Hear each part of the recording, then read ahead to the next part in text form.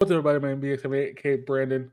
This is episode 48 of the Anime Dojo. This is going to be kind of an interesting episode because people are going to be coming in and out. But today we're going to be talking about a couple different things. We're going to have the Suicide Squad movie or Suicide episode trailer that came out. They're talking about some of the stuff with that and how it looks and some of the stuff they're doing, which looks really good, really well done.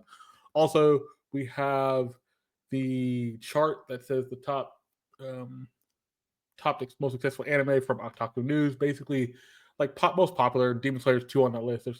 The list goes up through 30, so levels on that list as well. And then also we have a interesting thing dealing with something that me and Deon have talked about a lot because it talks about soul leveling and what's gone on with that um, world, in the sense that there's a scene that's from the previous episode they didn't show, and we're kind of going to talk about that. It is kind of spoiler territory if you don't know the manga or the light novel, or manga or the webtoon, manga or the webtoon. But it is something that they thought people would show, but they didn't really show it. But also, Chris will be on later this evening. He'll join me for the episode itself, and we'll do all the ratings and stuff like that. But let's start off with this. So we're going to start with the fact that the Suicide Squad. By the way, Dion, how are you doing this evening? Doing all right. Doing good. Uh, we're off the Suicide Squad trailer. What'd you think about the trailer? Did you get a chance to watch it when I sent it in the group chat? What was your overall thoughts about this? So let me say this: I was not a fan of them doing Suicide Squad as an anime at Okay. all. I Okay. did not want that to happen until I seen the trailer. Yeah, there we go. And I was like, okay, this may actually come out pretty good.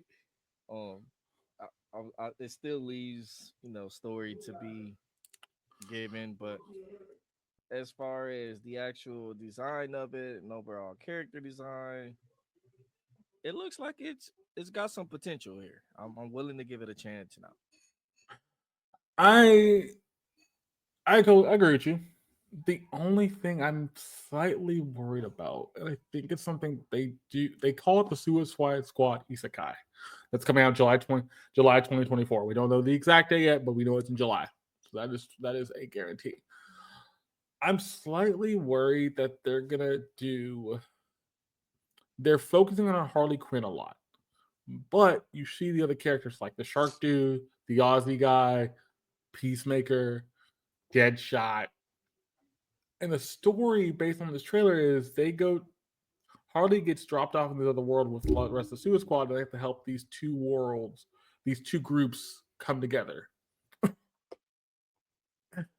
I'm slightly worried because I don't know how you're going to make this interesting if you're focusing on a Harley and also these two other worlds and make it where it doesn't feel like everybody else is going to be in the background. What do you think about that? Because we saw the rest of the characters.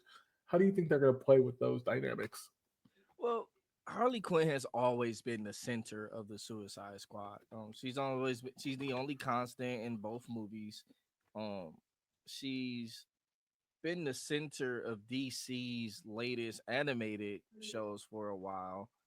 Um, I feel like they're going to focus on her, but just like in Harley Quinn, her actual show, they let everybody else shine. Like Harley Quinn is about her, but we get a lot of Ivy and a lot of Shark King, and I feel like they're gonna do something where she's the main character, but everybody else is still part of her squad. The Okay. only thing I'm afraid of is that they're going to try to make this a rerun of the movies. Like the movies did so horrible. Let's make it an anime and see if we can fix our failures. And then they Mm, uh, don't. Here's the thing. I haven't seen either one of the movies. I had no interest to see either one of the Ooh. movies. I think Margot Robbie did really well in both the versions of the movie they made. If they did a rerun of the movies, I don't know how much people would be okay with that. The other They thing I would. think they no, absolutely would not. The other thing that kind of boggles my mind in this, and I think it's something that I really don't think they should have done, that they're kind of gonna probably get a lot of fans upset with. for the most part. At first, I think they should have done like they did with Genlock and a couple other shows have done it. Do it in English dub first, Oh and then yeah, make the sub. Because it's funny when the trailer's in sub first, which is interesting. Because I'm like, you've never really heard Carly Quinn talk in Japanese before, or yeah, Shark King, or Peacemaker. It just feels kind of odd. So it's like I can yeah. get used to it, but it's just like English should have been It first. seems backwards. It's Yes, like us asking for a Japanese anime to come out in English first. Like correct. this is technically a English show. Like it's an American made show turned anime. So why wouldn't we have it in English first? These are American characters. Have them speak in English first. You know. I the other thing I'm also kind of a little bit weary of, and I don't know how much weary I would be, is I think they understand what Harley is about. They understand what the Joker's about. But I think they're gonna get lost because Peacemaker is actually a really good character, really interesting character. The rest of the cast is kind of things people don't know about very much. I think the rest of the cast is gonna have to be up at a level where you can make it make sense. And I think the isekai side of this has to be on point. If the isekai side of this is not on point, then you're gonna have a big problem of, well, people don't understand. People understand what the isekai genre is, but not don't understand um what how you combine these two worlds together. And my question to you, as somebody who is an isekai fan, Yeah. what do you think about the fact that they are going to do this as a true isekai? Well, it just depends on, I guess, how many tropes they hit. If they come in with a whole new area, do they know about their own world? Are they new to, um, like, do people know who they are? Like, is it the same city, same style type of deal? The only because when I'm looking at this anime, this trailer, it looks like they're in Gotham. Yeah, So, yes, you it know, does. so we don't get to really see what the isekai part of the isekai would even be. Um, Hmm. so that's always a fear because isekais can be done wrong. I don't know why people think they can't. They can be done horribly wrong. We could be a vending machine in the middle of a dungeon. Like we could be. I just hope they not only incorporate the anime tropes, but they, how do I say this? I hope they use these characters in an anime world instead of trying to make an anime world about these characters. Does that make sense? I don't know if that makes Yeah, yeah, sense. but also I think that's kind of funny because I mean, I'm going through it, Chris. Reincarnated slime. Oh I've yeah. also gone through.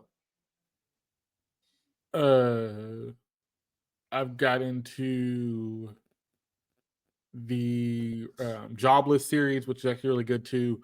Those are two of probably the best isekais that we've seen. Yeah. But also at the same time, they also know how to do it in a fun way, an interesting way.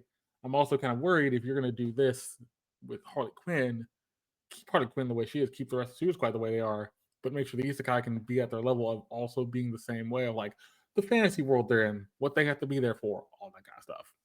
Yeah, because That's it's going to be like the main thing. most isekais that we know and love, they transform who they are completely to fit into this new world. The only things that stays is possibly their mind or their memories or something like that. Mm-hmm. Um, Even the ones that they come in with their clothes the same or something, they eventually become part of the world. How do you do that with the Shark Man and Harley Quinn and the Joker? Well, I don't know if Joker's going to be actually part of the squad, but how do you do that with these characters and keep it feeling as an authentic anime? Like, what's going to separate it from being a anime and being just a Harley Quinn show? Yeah. Yeah. Before we get to our next topic, I'm gonna ask you this question. Um, what what percentage chance you think this is gonna do well? And I'm gonna speak on both ends. As a isekai fan, because you watch a lot of isekais. This man, by the way, Dion watches a lot of isekai. He's a very strong isekai fan. But also as a DC fan, because you're probably a Yeah. pretty big DC fan as well. So I'm a pretty big DC fan myself. What percentage do you actually think this will do well? Because if you're a DC fan, you're probably like, okay, this is kind of interesting. But if you're an isekai fan, you're kind of like, this is interesting, but also weird. Doesn't really fit. Yeah. Yeah. Yeah, I'm very torn because as an isekai fan, I don't want to see it. But it is interesting. But we've been getting so many weird isekais lately that I'm almost getting fed up with the weirdness, right? But as a Yeah. DC fan, I'm game for it. I'm excited for it because we've seen what DC can do with Japanese style animation. Whereas Okay. with the Ninja Batman and what's the one where they're like actual villains or Batman is a vampire. Oh yeah, yeah, yeah, yeah. Yeah, that's they turn out good. And as a DC fan, their animation is good. DC animated series is amazing in compared to other Marvel, other animated series.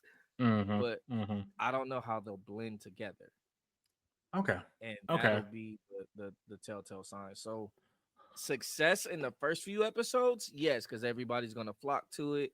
Does it have a future? Probably not. If it's not done as well as like Justice League turned anime would do, just because it's the Suicide Squad, we know their history. I don't think it'll have a future. I think we'll see one or two seasons from it, and then it'll die. Okay.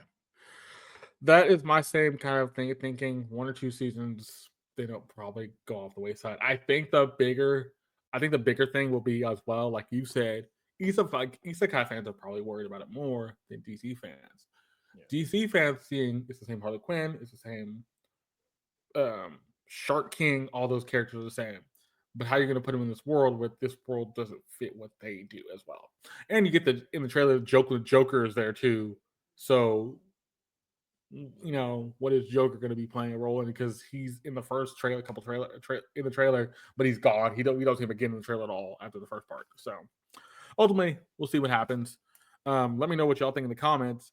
But let's get to the second story. So this second story is from Otaku News, and Otaku News talked about the fact that we had the most popular animes of this is of on Crunchyroll, and so basically this list includes One Piece, Demon Slayers at 2, JJK's at 3, Chainsaw Man's at 4, Spy in the Family, Attack on Titan, Soul Levels at 7, My Hero Academia is at 8, Jobless is at 9, and Naruto Shippuden is at 10. I think some honorable mentions: Black Clover is at 11, My Dress Up Darlings at 14. The Time I Got Reincarnated Slime, which I'm watching right now, which I'm loving, is at 13. The Rise of Shield Hero 17. Dr. Stone 22. And then at 30 is My Love Story with Young Kure. Dion, what do you think about this list? Because I thought this list was kind of interesting, but it also kind of gave me a thing of Soul Leveling is doing well. Soul Leveling is doing a lot better than I thought it would do based on this, but also things like Shield Heroes at the bottom half of this list, which I thought that's kind of surprising. See, the way I looked at this list, the first thing my mind said was these are all new anime watchers. Correct. That's what I thought too. There's no OGs here watching. This is all new people coming into the anime world. So, can I take this list to heart? Yes, because all the new people this is what they're liking. But I also take it with a grain of salt because things like Bleach and um One Piece, well, One Piece was number one, but You Yeah. can't you can't outdo One Piece. It's the longest. Like OGs and newcomers are Running. both the One Piece. Like it's one of the longest lasting outside of Dragon Ball. One of the longest lasting animes to ever hold its position. But things like Dragon Ball, Super, um, Bleach, Hunter x Hunter, things that especially the ones that are done already, we don't see on this list. Hmm. So it's Hmm. like people aren't coming here to rewatch stuff. They're coming to Crunchyroll to watch the new stuff. And it made me think, do people keep Crunchyroll if they turn it with the Funimation deal? We were saying that a lot of people would keep it. This this list makes me change my mind about that. In what sense? I Let don't me. think a lot of people who have watched anime already and are watching, let's say they're not into the newer stuff as much, but they Mhm. like watching their older shows, they may not keep Crunchyroll around. All the Okay. veteran anime watchers, the ones that are okay to go to a pirate site because they've been doing it since the 90s, like Yeah. Yeah. they might not keep Crunchyroll around. So you could see, like you say, veterans, when you say people who's watched Crunchyroll for like you and Chris, 10, 15 years Yeah, or so or longer, will like, okay, you know what? Most of the stuff I can find somewhere else, I'm dipping out. But exactly. your newer crew who don't do that, not somebody who's gonna go try to find out other sites, other places, I'll be like, okay, I'll get Crunchyroll for this, watch some new stuff for a bit. I might find some other things here and there, but ultimately, I'll stay around if new stuff keep coming out. Once that new Right. stuff stop coming out, then I might stop myself. Yeah, that newer, younger crowd is Yeah. definitely watching because like the ones you haven't watched or the ones you just watched, like Akame and uh Oh, the Kami got killed, games and and stuff like that we were saying we were gonna watch. That's yeah. not on that list. But you see, Akame is a great anime. Ooh, Kami got killed. Amazing. I mean, I have to So give that.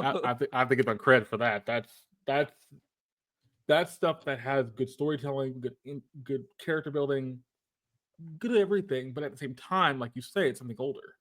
It's from yeah, 2015 or 14, technically. and not a lot Uh, of people know about it. no, You because like know, so reincarnated slime started in 2014 itself, or a little before that, or a little after that. But like look, even then, yeah, I'm watching that. I'm like, okay, this actually has a good story. It's a good isekai. All right then, and it's good. still on. It's still got Uh, parts and pieces coming out, and even correct. with just the OVAs and little stuff like that, like the Diary series came out, they're still active. Yes, they are. Whereas you don't see too many, you don't see any really, besides maybe Shippuden on Correct. this list that aren't currently active anymore. And even though Dragon Ball's taking it, like Dragon Ball's on this list and it's taking its hiatus, One Piece took a small break but came back. It, Yeah, and these breaks are for personal. yes. Oh yeah. And that's the thing. Like you can tell when they're doing it right. It's like okay, you're taking a small break, then coming back with something in like a month or two. I think the other part of this list that's going to be interesting, if these are the popular ones, that also tells me Demon Slayer did a very good job when they first came out because it wouldn't have normally jumped to the top part of the charts like a chart like this if it wasn't for the fact that a lot of people watched the Mugen Train movie. The Mugen Train movie was probably the first movie people saw, and they were like, "Oh, this is good. What's this series about?" And then went back to find the manga because the manga sold out after that movie came out like Oh gangbusters. yeah, It was oh yeah. insane. So it's And I think like, a lot of people done that too. Even people who just recently got into One Piece, I seen that a lot of their manga is starting to sell out a lot more too. The price has gone up, so it lets me know that it's selling out. But correct. yeah, Demon Slayer was it was slept on it for the first week. Yes, yes, it was. So much so, I think everybody was like confused. They were totally confused, like, wait, how? And then now, looking down the pipe, it was that. Um, I don't know. This list seems kind of. I'm not surprised by the list. I'm not surprised that this list was the way it is. I will say over time, I think this would change once Demon Slayer leaves, once Shield Hero finally is done with their series, all that kind of stuff. The ones that are almost done, they'll Yeah, something will take that spot. But I think the one that really just kind of stuck out to me, Soul Level's at this list on at 7, which tells me people are actually watching Soul Level and actually liking it, which also tells me people aren't as mad about the fact there's not a lot of fighting. People only like the fight episodes. That tells me that people are actually listening to the dialogue, listening to the story. So it actually makes more sense that people are not just watching for the fights. yeah, Fair enough for me. yeah. Especially the last few episodes. Well, outside of the one before this one, Mm-hmm. the episodes around the break, they were Yes. very dialogue heavy and plot heavy versus what everybody thought we were going to get throughout the series, which was nothing but mindless brutality like Ninja Kamui. But Yep. There we go. you know, There we go. That's fair. That's fair. but Um. people love that show in comparison. I don't know what the difference is between the Yeah. Speaking of Soul Level, we can talk about this now because this is something me and Dion are both into because we were both going through. He's going through the webtoon. I've gone through the first book of the manhwa. So this last episode, a lot of people thought we were going to get something at the end of last episode, which we didn't. The thing what two. we're Yeah, supposed, a lot of people thought we were going to get is seeing him fight the boss, seeing Jinnu fight the boss, but ultimately that doesn't happen. What the ending scene's supposed to be, and it doesn't even reference this in this episode we're going to watch tonight. Um, he's supposed to fight. He talks to one of the prisoners that are still alive, one of the people that helped him try to go through the portal yep. after the fight with the bad dude and all that kind of stuff. He asked the prisoners about, hey, what did you what put you in prison? Why? And he talks about he's heard so many people, he heard so many women and everything.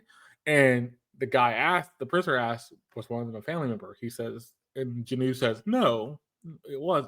He didn't give an answer, but he kind of says no, and then takes the dude and literally throws him in the boss's room and lets him just get like brutally like destroyed to the point where it was like he left him there to get the little goblins to eat him and then went to fight the bigger boss. And the bigger boss just stands there and watches this happen. He used And it him was as really, bait. yeah. And the thing was, I think a lot of people kind of I watched a YouTube video talking about the little missing parts of this. I think a lot of people were confused why they didn't show it. Well, here's the reason why I don't think they did. It's because it's so out of his character.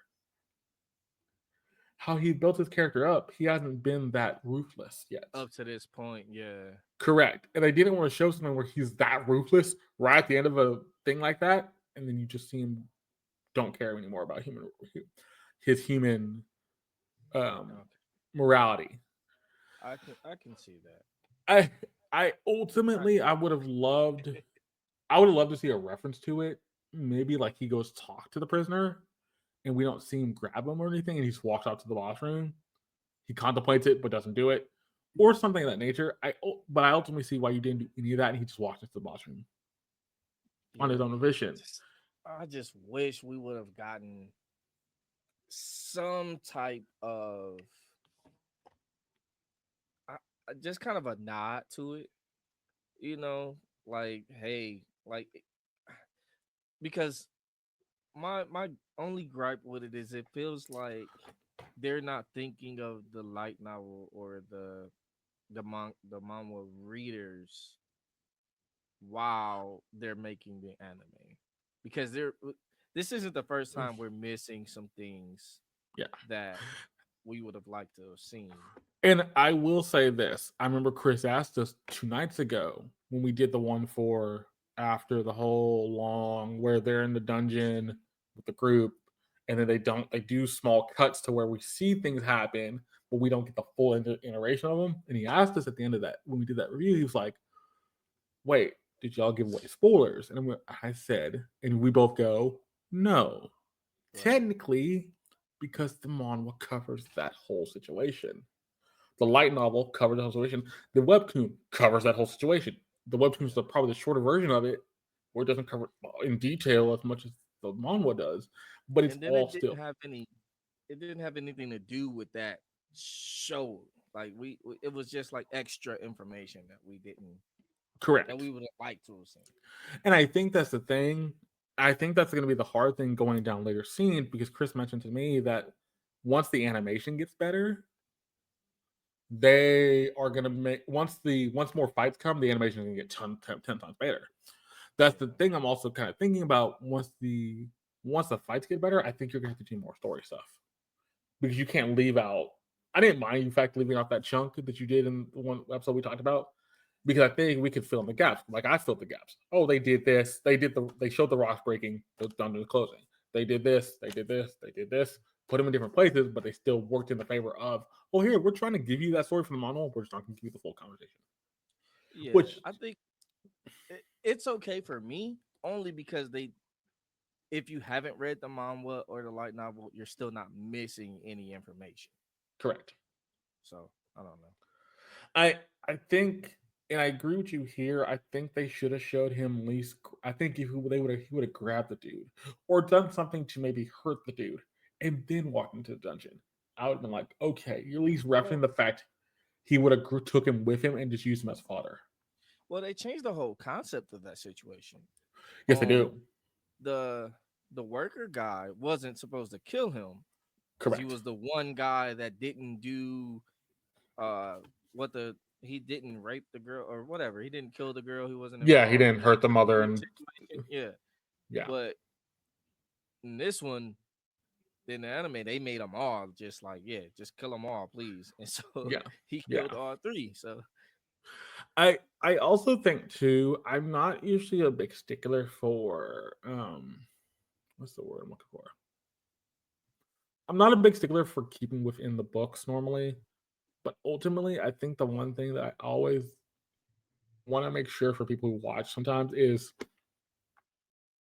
as long as you give them a reason, as long as you have them understand what is going on within the scene that still has a lot of context, as yeah. long as the context in the books kind of match up enough, you're fine.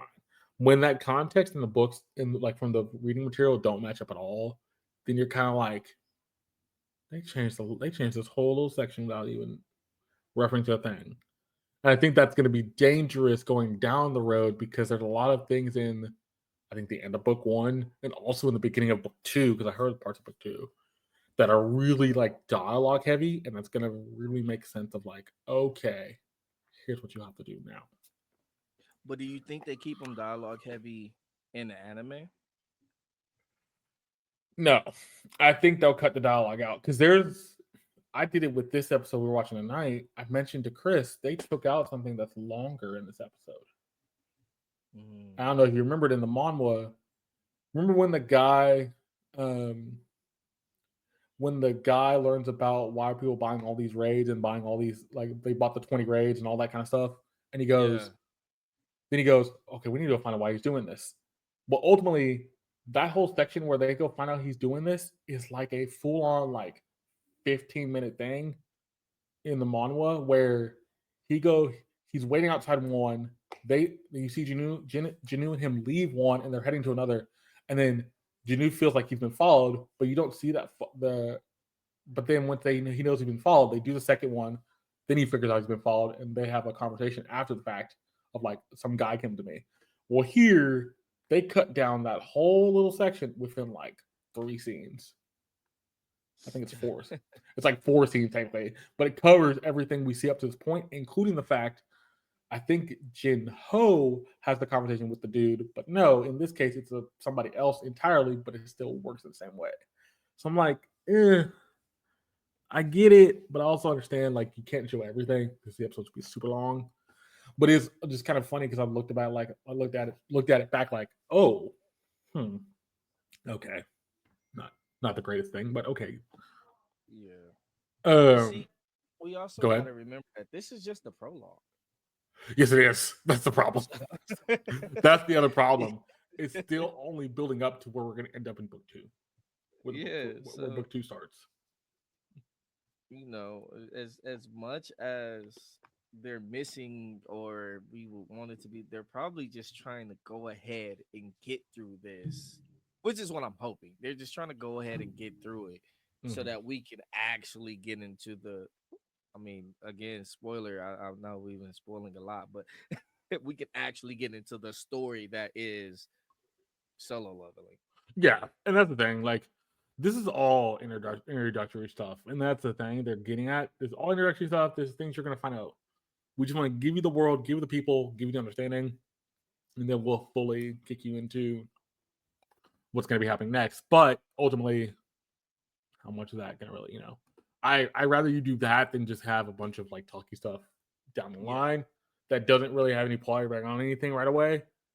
But I rather you put it if you put it all up front, fine. Put it all up front, make it where it makes sense, and we're good. right. Um, but let me know what y'all think in the comment. If you listen to the manhwa or read the light novel or even read the web comment, let me know if y'all thinking that kind of a disconnect. And ultimately, too, I'll still combat this before we get to the chart. I think it's funny to me that a lot of people just want the action, but yet if you just want the action, well, wait a season because you're gonna that's all you're gonna get in the back half of the next couple That's, seasons that's all you're gonna. I because think that's even in the next episode, yes, you're gonna like start getting. this episode's really light on action in a sense like we don't get a lot. Next episode we're gonna get a lot in a sense like we're probably gonna get more of the raids they're doing because I think we see 3 here out of the 20. Mm, I think it's 3 out of 20, but we don't actually see them do 3 of them. We see them do 3, but they only go to 2 portals, but the third one they do, we don't even see it all. So I think we're gonna get more action down the line, which is fine. I'm okay with that, but I think they need to do a story or everything down the line is not gonna make much sense at all. right, right. Oh yeah, Uh, they have to give us more deep. I'm not gonna say detailed information, but more base information before we get into what the second book is about. mm-hmm, mm-hmm. Simply because we need to know all the characters, Yes. Oh yeah, yeah, yeah. all the Because players. they're setting up the groundwork for it anyway. They're setting up the groundwork. The groundwork's there, so they've already kind of thought about what they want to do for next season after the fact. Right, right. But let's get into the anime charts because these charts kind of bog up my mind a little bit, but in a good way. Um, Dangers in My Heart season 2 is at 1. Fierce Beyond Junior's End is at 2. Soul Leveling is at 3. All 3 of those come back in the chart this week. And actually, you're right, Chris, or you're right, Dion. That other chart we looked at teases Yeah, that Soul Leveling went to 3. So that was not yeah. surprising. The Apothecary Diaries at 4 went up 2 spots. Classroom Elite comes back into the chart at 5.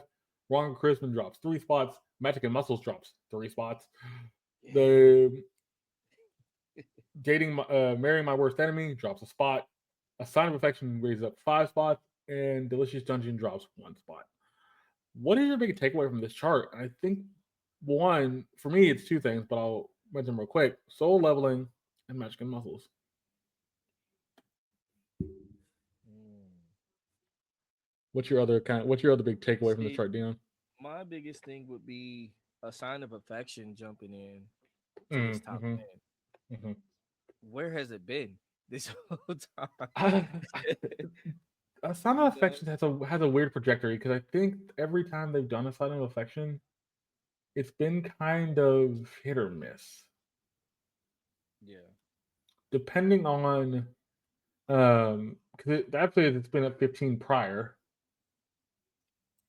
Um, I don't know how much people are liking the show Sign of Affection. It seems like it's done well enough because prior it was up on like the top 10 a bunch at the beginning of the season. Now it's barely cracking it again.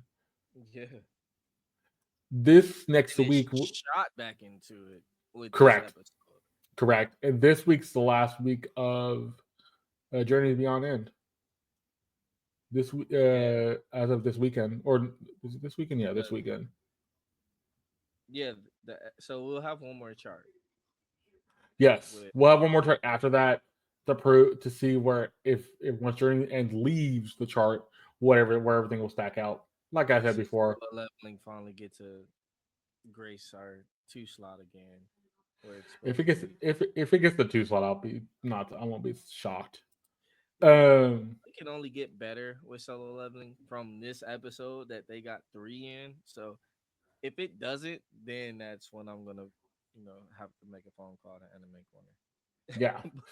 Corner. Um, like I said before, I'm not surprised Dangerous in My Heart's still at one. It's gonna stay at one. But oddly enough, on the other chart that we looked at, it's at like five, if I remember correctly. It So it's doesn't half. beat any of these anime. No. So I'm wondering if that's because fans are actually liking it more here, and the viewership actually doesn't really make is different from this.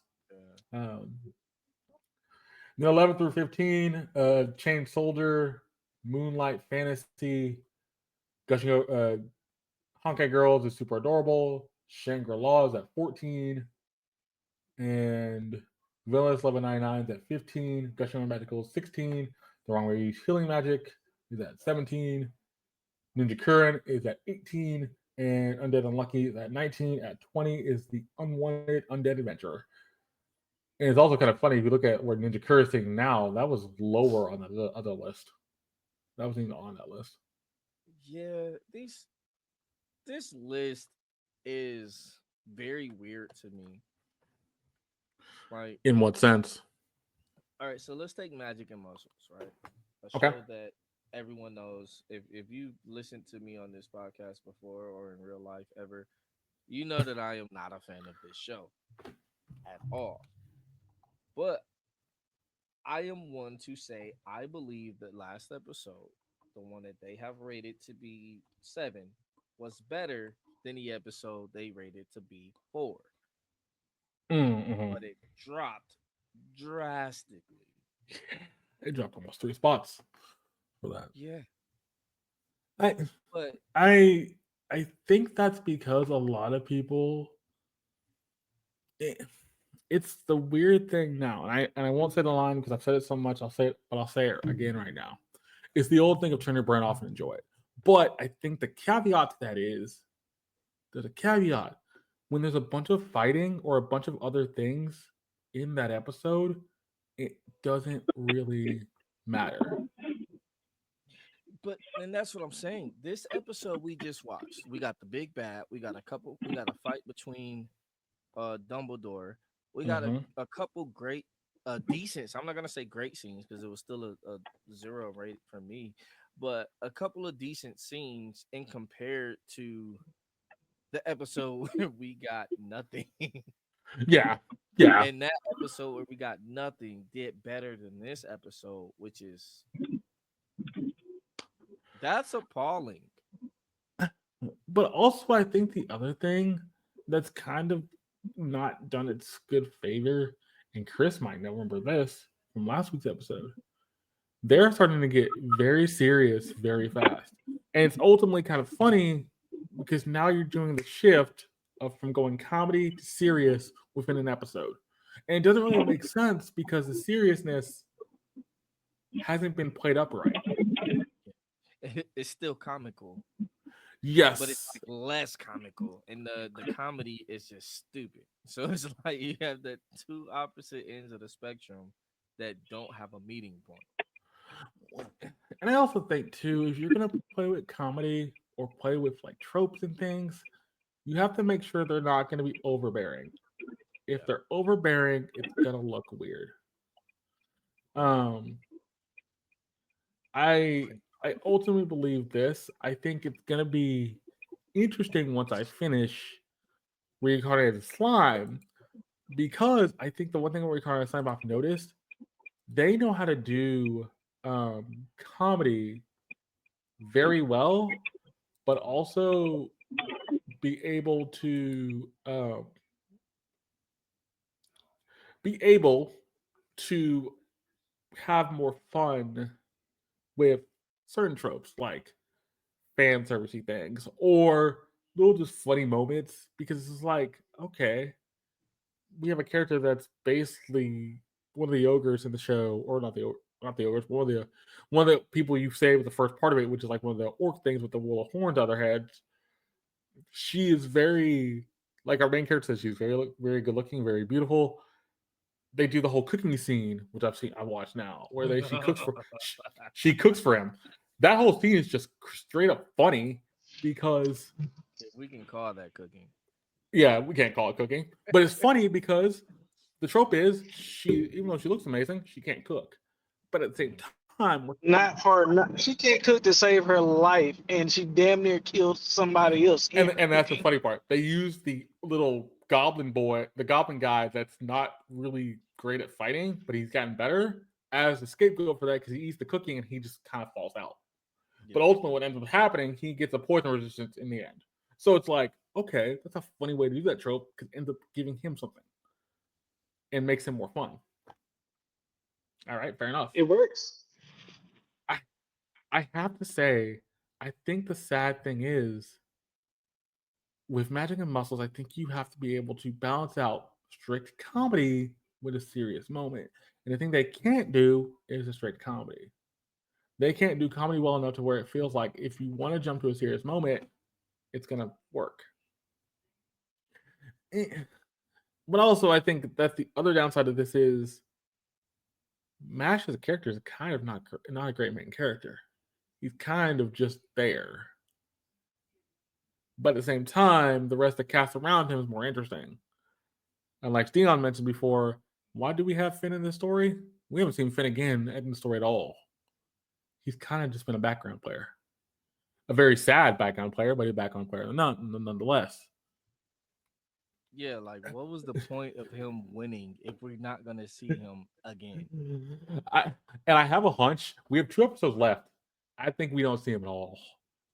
I think with We 22, 20, shouldn't. but We I shouldn't think see him at all. but I think that's gonna be the funny thing. I think they wanted him to I think they wanted to be in that middle plot in the middle part of that plot, and he's never done nothing since. Um but also on the flip side of that, look at like Classroom Elite. I love Classroom Elite, but it also has that weird thing of like I haven't caught up to the series yet because I'm waiting until it finishes. But when I stopped, it had really not the storyline was getting kind of convoluted because our main character was just trying to do things to screw over his classmates. Why? Don't know. It's like, okay. But I've seen through people reviewing it, it's like, okay, it's gotten really interesting. And I might still champion this. I'll say it right now. Metallic Rogue should be a lot higher on this list. Witch and Beast should be higher on this list. Um, yeah. I, You're gonna champion that to the day you die, and I understand because it is a good show. like it's like if you look That's at how where I feel everything's about Witch and Beast. because Witch and Beast is sitting at 27. Metallic Rogue, and this is kind of funny. Metallic Rogue is 38. Guess where Buchigiri is? Is it even What's your on the next list? list? It is on the list. You can only, you just have to say higher or lower. Higher. Chris, Lower. it's higher. It's 35. It's higher That is than what? ridiculous. It's higher than Metallic Rogue at 38. That's BS, man. See Pure what I mean? BS. See what I mean? Like, there's no way, unless Buchigiri's gotten a lot better since me and Chris have watched it. That tells me it has, but it's also still kind of bad. I don't really get that whole situation. But also, Metallic Rogue getting too. A lot of people probably don't like Metallic Rogue because it's gotten serious, and the serious story is getting kind of weird now. But hey, um, it, I don't know. I think it's gonna be one of those things where I'm like, what do you do with next year's chart, next season's chart? 'Cause next season's chart's gonna be insane. And they know that. But Spread it's out too. There's gonna be whew, but a Dion, lot. do you think we're gonna get some sleeper hits in next season's chart? Because we didn't have any sleeper hits in this season chart. Like me and you both like my champion Metallic Rogue and Witch and Beast, but outside of those, there haven't been like sleeper hits that people all been talking about. You know what? I want to say that as a anime watcher, I'm going to enjoy some of the sleepers, but as the masses, I don't think so. Because if you look at Shangri La and the wrong way to use healing magic, I would have Mhm. thought those would have been some really good sleeper hits, especially wrong way to use healing magic. But like you said, even Agreed. Shield Hero is low on this list, so And that's what I compare it to. So maybe we won't get any mass appreciated animes. But if you look at the other chart too, and I thought it was interesting because the one Chris brought up last week, Gushing Over Magic Girls and Shane Soldier are higher on that list. But it's also telling me you're talking to Reddit. You're talking to Reddit, so Reddit's a little bit different than doing a poll on an actual website. But also it tells me people are actually enjoying Shane Soldier and Gushing Over Magic Girls for different reasons because they have interesting plot lines. Yes, is the fan third from Gushing Over Magic Girls is kind of in a weird spot where it's kind of cringy at times. Yeah, but the story works out for both. As long as you can understand, oh, the story is there. It is there. At least there's a story. If there wasn't a story, then I'd be kind of like, eh.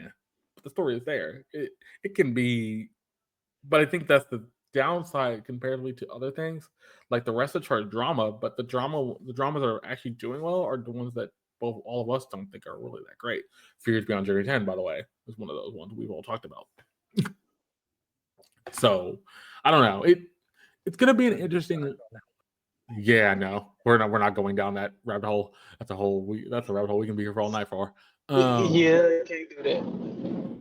I will say this though. I think the thing we're gonna end up learning about what kind of Dion said at the earlier part of this episode with this chart that we talked about, Chris. Of I think you remember we put in the thing where it was the top popular animes of Crunchyroll. It's and Dion brought up a good point. It's new people. A lot of the top animes are done by new people, not the current fan base. Because if Demon Slayer was at 2, One Piece was at 1, Soul Leveling's at 7, Shield Hero was at like 13. So it kind of gives you a thing like new people are watching anime, but the new people watching anime are watching the new stuff and then probably maybe trying to find other things, or maybe not, just dipping out. But Dion brought up the point with the veteran side of the anime community who watched a lot of anime over the 10, 15 years they've watched it, probably watch these things on other sites or other things because why am I going to keep on Crunchyroll now? If I can go find these bigger anime somewhere else, I will. And then Yeah, you're right because the new people wouldn't know where to look. Us old people know exactly where to look. correct. Exactly. And that's the thing. I think that's the thing that people are going to get at later in seasons because Demon Slayer is going to come back next season. We're getting back My Academia. We're getting back things that have a fan base, but also are very interesting and still newer on the newer spectrum. Once those go out the newer spectrum, we're going to try new things. But let me know what y'all think in the comments because we're getting down to the nitty gritty. We only have 2 episodes left for Magic and Muscles and Soul Leveling before we get to the last. We have one more chart and then one more chart for that. And after that last chart is going to be the interesting one to see where everything pans out because Fury Beyond Journey 10, like I mentioned before we started the chart, is going to be completely gone after the last episode. So that's going to be the bigger telltale sign where everything ends up. Like Dion said, he thinks Soul Leveling will be at that 2 spot. If it does, you'll see it in eventually overall. But if it doesn't, everything will pan out. But for now, as we're going to get to it, let's get into the episodes tonight. We're going to start off with Magic and Muscles. Get up episode 22 of Magic and Muscles. On that note, no worries. On Magic and Muscles, yeah. I don't blame you there. I do not blame you there. All right, yeah. You have a good night, Dion. You too. I'll try to jump back on too in a second. So. Okay.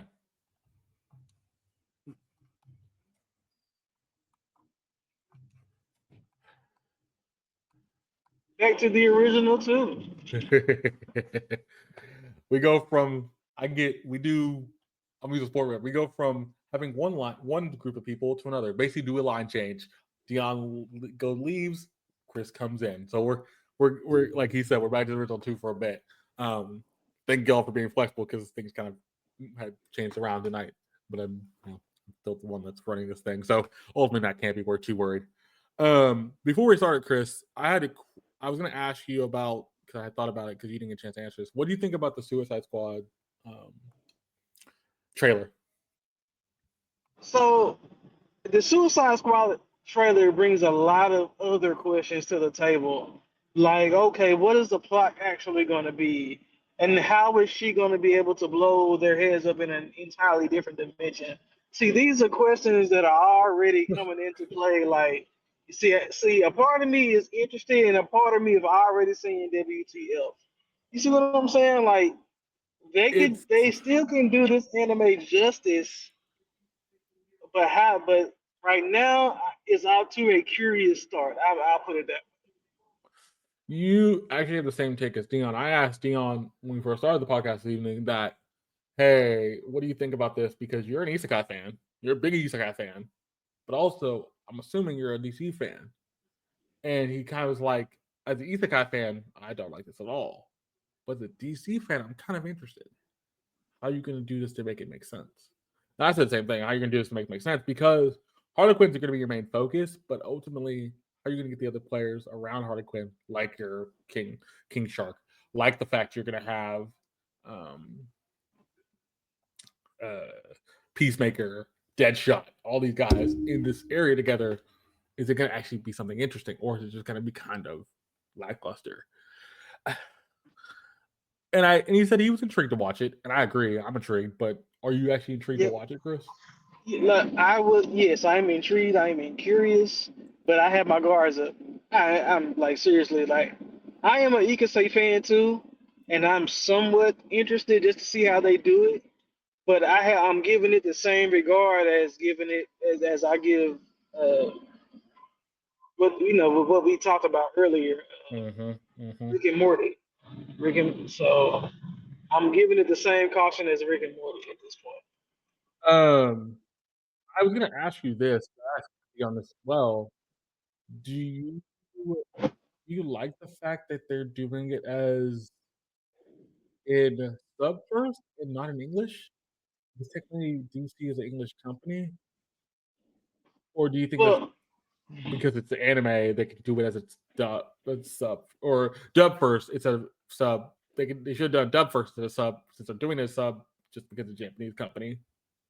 Well, I would hope that they would release the Japanese and the English together Okay. because that would show you unity amongst both groups. Because Okay. I mean, it is an American. Uh, what's the word? It is an American. Property or like uh What's the uh, comic? It is an yes. American comic, and Hmm. it should, by all in fact, be in English. However, it is made in the Japanese style, so that should also be honored. Yeah. So Oh yeah. I would hope that they both could both come out in both languages. Okay. I would assume that too. I hope they come out in both languages at the same time because you have WB making it. WB could get it done in both languages pretty easily with some just probably some workaround stuff they could do. But ultimately, I think it's going to be interesting if you didn't have it in both languages. You just had it in Japanese. I think a lot of people be kind of confused because like those characters are more iconic for Americans in English, and having somebody watching Japanese understanding you understand of the characters, but seeing those what seeing those voice actors are going to be kind of like different and thing. But I Mm. think the one aspect to think about is how are these characters perceived overseas? Yes, yes, yep. Yeah, Because I know of the Harley Quinn fan base here in America, and they're just as crazy as she is. But I don't know, and I would hate to think that the Harley Quinn Japanese fan base would be just as crazy. But hey, I mean, some things do attract each other, right? Likeness yeah. does attract. So But it's also like the fan. If I'm thinking of that nature, I'm thinking the fan base for JJK with Ghetto and Gojo is pretty big on both sides. Uh, or even even something like Naruto, One Piece is pretty big over there, which is also big here. So it's kind of like I can see it. It just depends on the character. Harley Quinn's probably well enough known enough where people would actually care on both sides. The rest of the characters are kind of depending on what you know of each of the characters by themselves. but yeah, so I think that the idea of how they're perceived in Japan or the might alter the anime as well. Yes. Yeah. Yeah. Um. I don't. I when me and Ian talked about it earlier, the other thing I kind of thought about was I think showing the Joker, showing Harley Quinn, showing the two factions they're going to be fighting with. You kind of have to make that story make sense to where if she is missing, she even says she misses Pudding, which is Joker, and she to get back to him. That kind of the main story plot for this episode, for the most part. Well, Brandon, do you remember the anime that I wanted you to watch alongside with a reincarnated as a slime? Yes, I don't remember the title though. It was called Gate. Yes, yep, that was the one. Yep, that was the one. Okay, so the premise of that anime is this is what happens when you set a modern day army versus a mythical medieval army. Mm, And pretty much what you think happened. yeah, yeah, The yeah. reason I wanted you to watch that anime is because of Harley Quinn, because you're introducing a modern day evil to a probably some kind of fantasy medieval evil. Yeah, yeah. So which one is going to overpower which one? Fantasy magic should probably overpower super magic, don't believe. Well, in the case of Harley Quinn, doesn't have really superpowers. Neither does Deadshot. Kind of does. King Shark does. But Right. fantasy magic should probably take over most of that ultimately. So the idea, I believe we would have seen a lot of similarities in Gate in the Harley Quinn show. Hmm. Okay. Okay. It. I don't know. I'm looking forward to it, but I'm also kind of like I'm scared to see if they mess it up. Will fans kind of revolt? Because I think if they mess it up and fans revolt, then we have a problem. Oh yeah. We could have WB is not on good graces because they've had to merge all the merger stuff with Discovery and the fact they're selling off a lot of properties and things. If this turns out not great, then that's just another L for WB and Discovery, which they probably can't come, Then they will, like Dion said, we might only get 1 or 2 seasons of this. I agree. I agree with that. But like I said, let me know what y'all think in the comments. You got two different perspectives. You got Dion's perspective earlier in the night. You got Cruz's perspective now. I'll what y'all think because I think it's gonna be fun to see if Harley Quinn, if it does well, I think they will do multiple seasons. If it doesn't do well within a season or two, they'll just drop it entirely. I And don't this is brand. see doing more than 2 seasons, only because one here in America, the superhero genre is getting old and tiresome and overused. Correct. And that may be my personal opinion, but I'm sure there's at least one or two other person that agrees with that. And So, yeah. but I mean, so the question is, how far can you really stretch it? Because I would hate for it to infect anime in a negative connotation, the Mm, way that in the way that the superhero genre has gone, because it's gone stale, and yeah. hopefully there's enough anime out there to keep it from being stale. I think the exception to those rules are like Shy is a good exception to that rule. My Academia is a good exception to that rule, where the superhero genre is used in a different way, and it actually makes it fun. Here, in this case, you're doing the characters from a well-known property and just making a show based on it. Well, remember they did just do Ruby and Super and Justice League. Yes, they did. They did. With Dion mentions, they did that crossover, and that's why Ruby might stay with WB because it's a DC. It turned into a DC property partially. Right. So, since WB already owns DC Comics, basically whoever buys out WB owns DC Comics. Yeah, correct.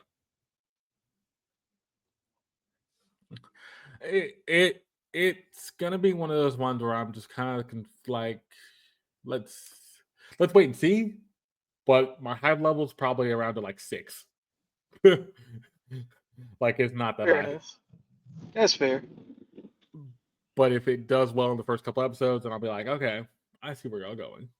I can get down with this. But the first couple episodes are just kind of, yeah, I don't see where you're going. But let's get into this Magic and Muscles episode. I hope you have it up. We kind of did the little talk to let people get time to get it up. I think these last 3 episodes are going to be last 2 episodes are going to be so weird because they're getting serious, and this seriousness just doesn't work the way I think they thought it's going to work. But we'll see how this goes. In a second, I will say 3, 2, 1, and then we could go. And Chris, you ready? Ready. All right. In 3, 2, 1, let's go. Episode 22, Wilburg and the Great Danger. And I'm gonna say this like I said prior. I hate the fact they do these recaps because these recaps aren't necessary.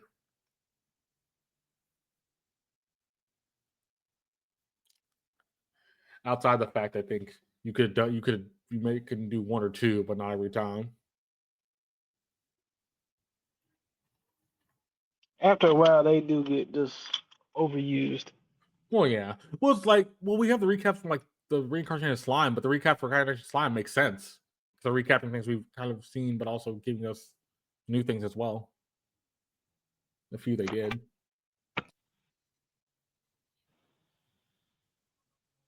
Say it again. I said the recaps they've done for like reincarnated slime makes sense, but they've also gave us new things within that as well. It's not always Exactly. Like they kind of do. They do a foreshadowing of the episode, so you kind of know what's coming. Correct.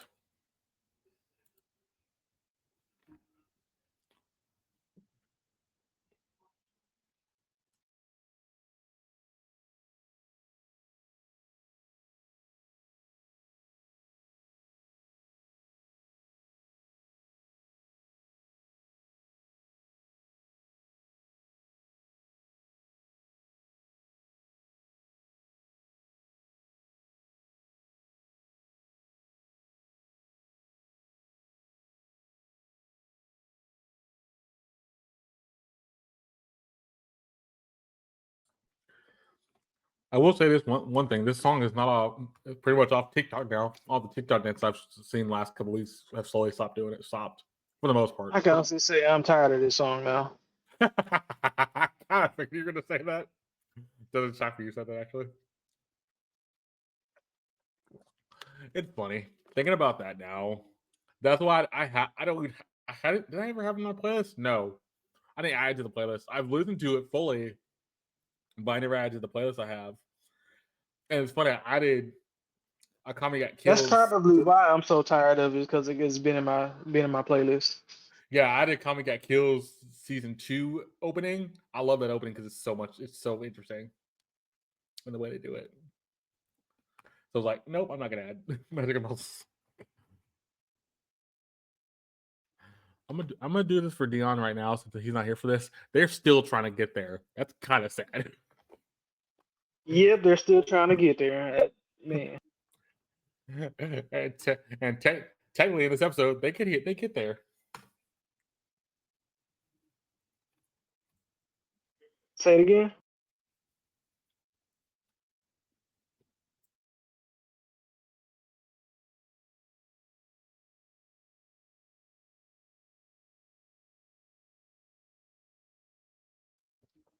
I said technically in this episode they do get there, but it took them 3 episodes.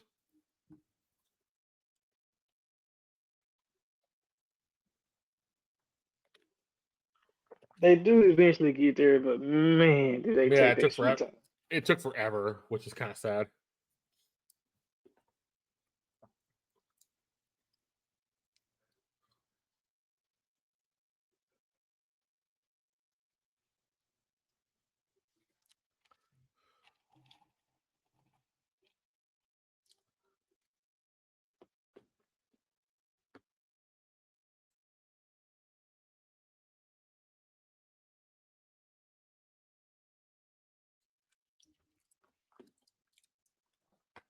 I think that's line. I think that line is funny because he says people with low magic power. So all the students have low magic power except him, Sand Cane guy, the other Cane, and the rest of the main cast. I'm like, okay, that really doesn't. If we knew that earlier, then that whole scene before where he takes out the two from the stands makes sense now. I mean, but now you see why Finn is frozen too. Correct. He had low magic power, so that actually kind of gives you a reason why he's not part of this. Exactly.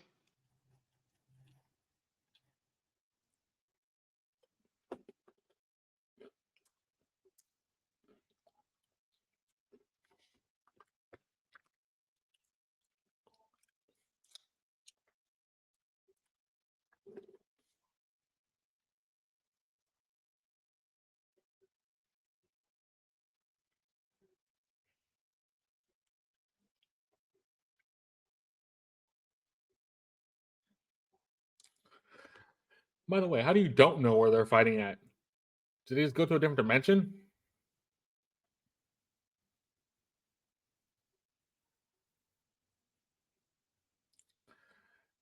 I'm gonna go look for him. How? With my muscles. Okay. Right.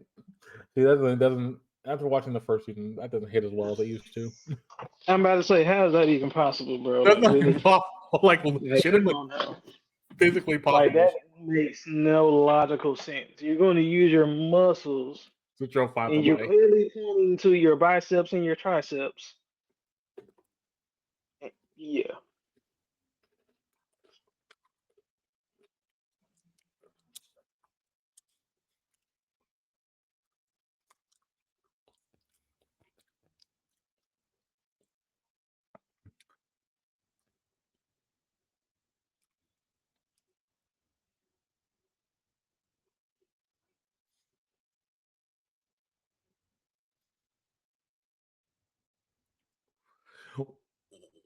Wait. Don't tell me you're gonna set up a season 3 with that line.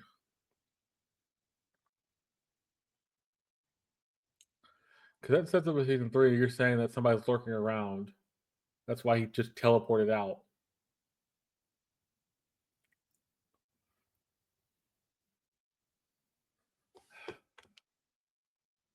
It definitely seemed that way. But how? Because in that point, then if you're saying Mash is your main character, he's gonna become a divine visionary. You tell me you have to go through multiple people to get to that wouldn't make any sense. Well, that's like any other shonen anime, though. That is true.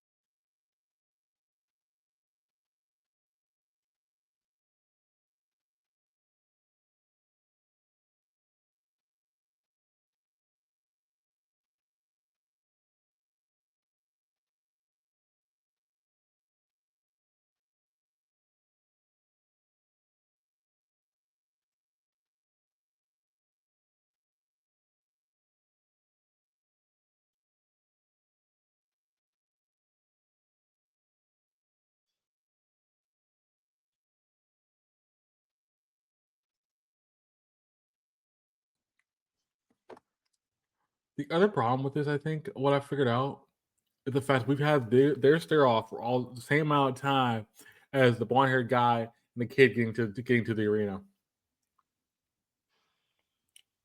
True. which is 3 episodes. I mean, I feel like they were just stalling to just kind of fill in the anime because I don't know if the manga was that long. That's probably true.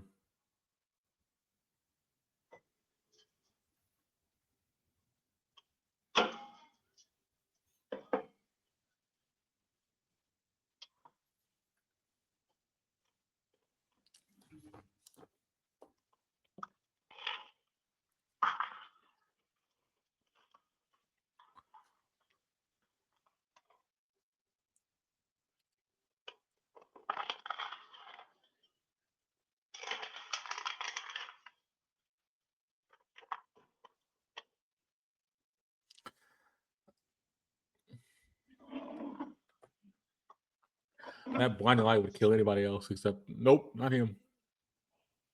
I mean,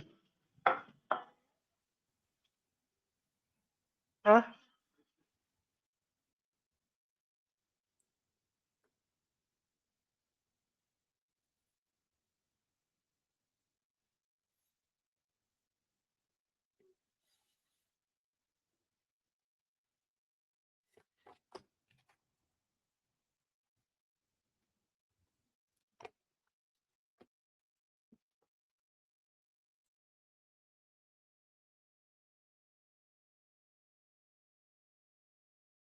By the way, what's your timestamp?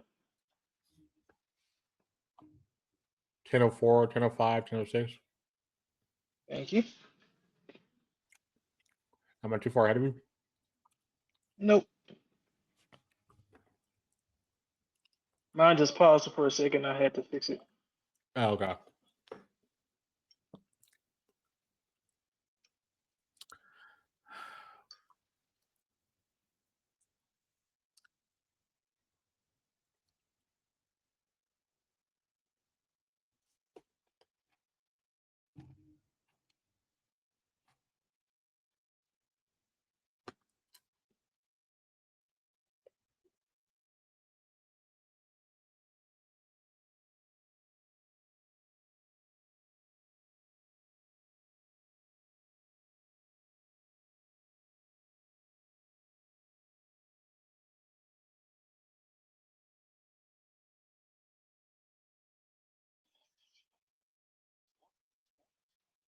Now we get this backstory.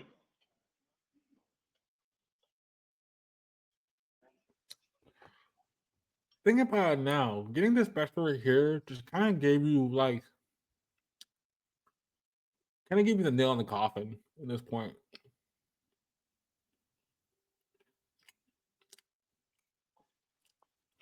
Like, if you want to foreshadow a character's death, start showing their childhood. Correct. And this is the foreshadowing of that.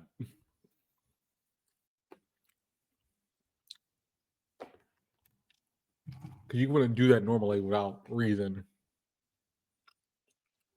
Well, see, this makes me think that they were trying to capitalize off the success that Demon Slayer had. But you have no memorable characters. When Oh. you see what I'm saying? Like, you could only do that if your show has had a lovable character for more than 3 seasons. Because that's Nezuko for Demon Slayer. That's even Tanjiro. Half the cast, I could go with that. Exactly. Here, you can't really say that. Maybe Mash, but even Mash is not that lovable type character that people care about. If Mash died, he would use his muscles to resurrect himself. Yeah, I don't need to see that, please.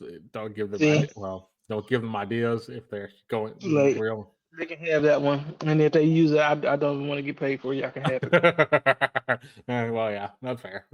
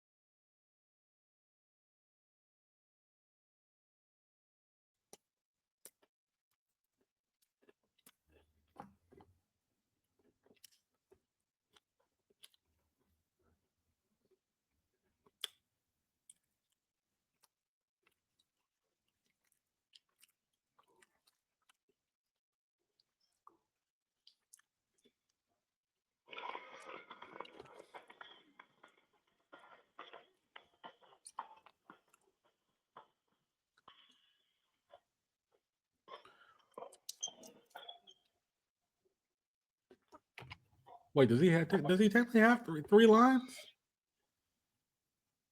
Oh, No. he does. Okay.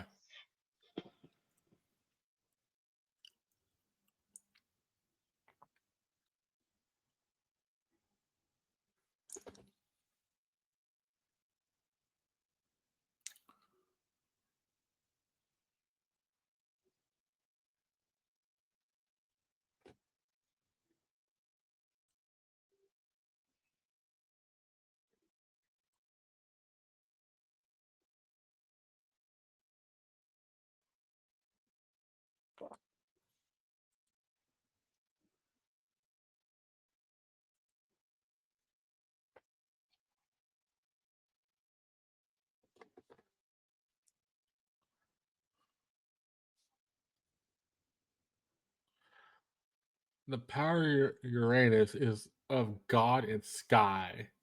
Unavoidable power. Yeah. All right.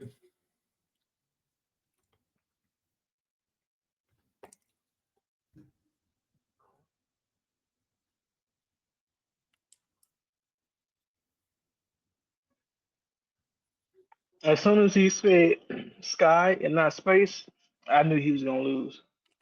Yeah. Yeah. He said sky, not space.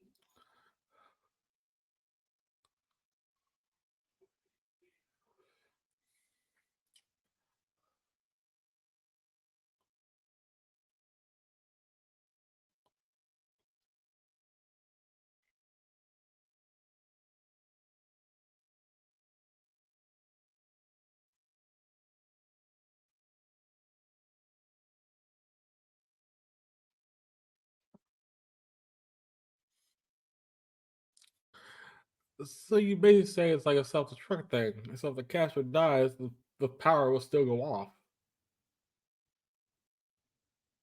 That doesn't seem. Yeah, wait. Yeah, that doesn't seem really great, but also not terrible.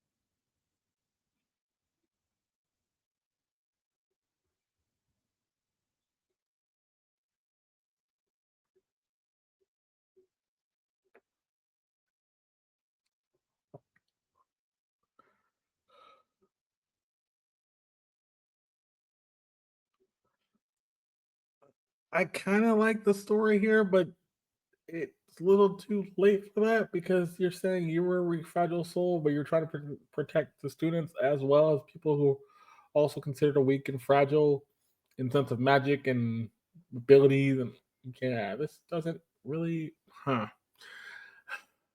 I'm kind of torn.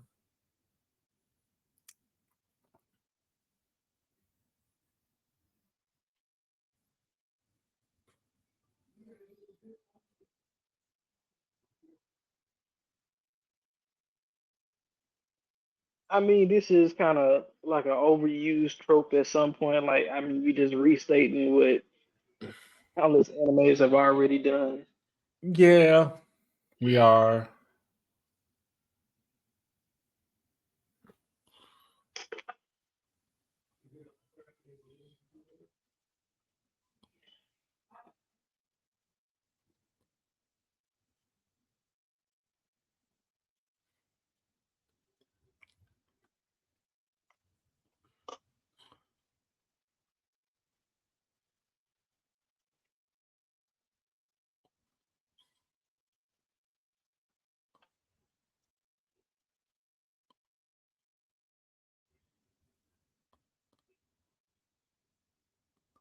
And there he is.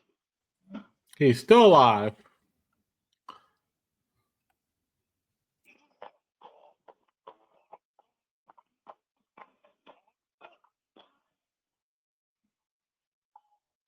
So you can either rewind time to the fact that it never happened, or you can fast forward so you've already healed yourself. Probably the first one, he rewinded time. Because that's the only way that would probably work well enough to make sense, because he can rewind time anyway. I can see the second one, but the second one wouldn't make sense because how are you healing your wounds that fast? Right. If that's an attack that's almost life threatening. So it's like you're not healing your wounds that fast.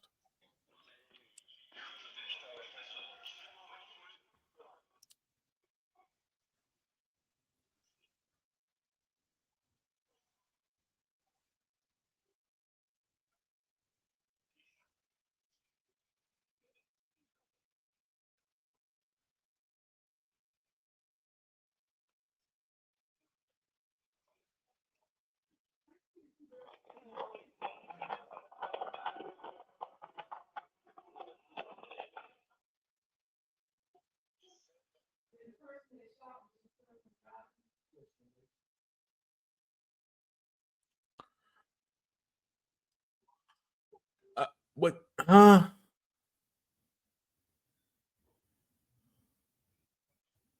do you take a kick to the face while you're X amount of feet in the air? Yeah, this is the one thing that I'm kind of like. This episode was good. This episode was good, but this last part, like, what? How is he floating? See, this is what makes it look like a cartoon.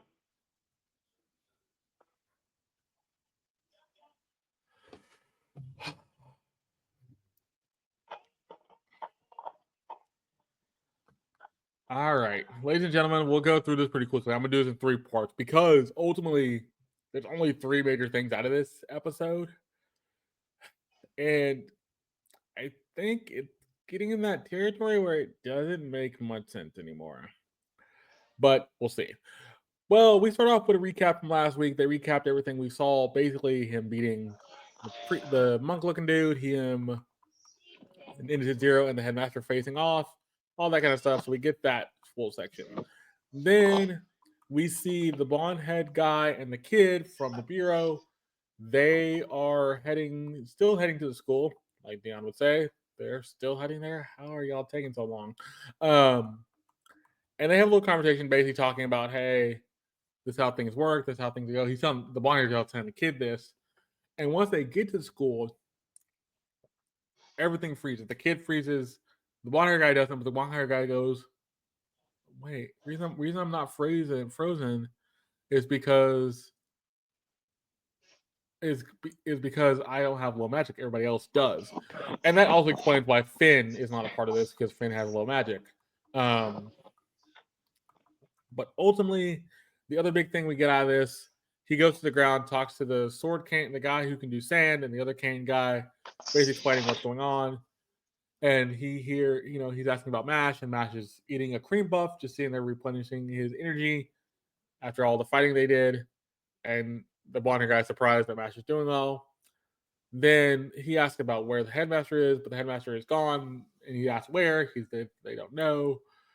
Mash pretty much says, "I'll go find the headmaster." How are you gonna do that? And he like flexes with my muscles, and then just literally bolts off and runs off. And they mention the fact that Mash is their only hope because he's really strong and everything. But at the same time, they go try to get the guy that Mash beat, and the guy that Mash beat is encased in this like little barrier thing where he can't be taken, and he gets transferred out of the arena. And then Margaret says that the reason he didn't use his own magic to get transferred out of the arena, he had help from somewhere outside. And they're like, from who and why? And they're talking about, hey, Mash, do what you need to do, but hope you can do it, or everything is going to turn kind of bad. And one her guy says, Mash is the hottest, except for me. I don't know what that even means. I'm guessing bad or good looking. Doesn't really make sense. And then we're up in the sky, about to have the battle with the headmaster, and then Zero. Chris, what do you think about this first like 7 minutes of this episode? I mean, bro, it was more like an introduction to the episode again. Like, what are we doing? Oh yeah, we just had this fight. This is what we're gonna do different this time. Yaze Blase. Oh look, where's this guy at? Oh yeah, he's over there fighting. Well, we need to go find him. Okay, cartoon. Yeah, that's what it felt like. Man, I love your I love your simplicity, but I also love the fact I think all three of us are kind of like man, the way this show doesn't even take continuity to its own stuff is so weird. It's so not great. Exactly. But I Like digress. Nash is his own hype man. Yes, yes, he is. So then we see the battle with the headmaster. Headmaster uses some magic to kind of start off the battle, but he also then Innocent Zero kind of understands like he's got kind of a disadvantage, but he can still kind of hang. The headmaster uses some more magic to kind of get him, but oh, what does Innocent Zero do? Kind of puts like a little timer on the clock on his arm to speed up his body clock, so where it would decay some of his arm, which is a cool idea. He's like the evil magic had adapt like death and decay and destruction, which is actually kind of fun. So then Headmaster tries again, keeps going at him with stuff. Then Inner Zero does the clock thing again and ultimately almost gets rid of his arm completely. Um, but at the same point, they are both kind of at a stalemate. They're kind of just looking at each other and not really understanding it, not big enough to know what to do. But before the part where we see his childhood, the headmaster childhood, he kind of says, I'm going to do the master's ideals, what I think is great, what I thought helped me get through this, and ultimately what I need to do to have a victory in this. So, Chris, what do you think about this middle section before I get to the kid pass? Because this middle section was kind of a stalemate thing. It didn't really have any one thing to kind of get you understanding what's going on. I mean, for me, the middle part, like you said, is more so the beginning of this fight between Dumbledore and Time Guy.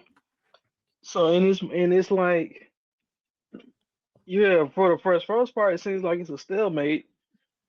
I mean, like no matter what you do, this guy's coming back. Oh, and then he ends up taking the whole arm. It's like, oh, what's different now than what was different later? Like, I got to explain that. I don't know. Mm-hmm. Like at some point, they got to figure out how this guy is coming back to life over and over again. So Correct. I hope they reveal that within the next two How is he episodes. beating death? Yeah. Yeah, because at that point, that's the only mystery in this whole show, in this Correct. whole season. Correct.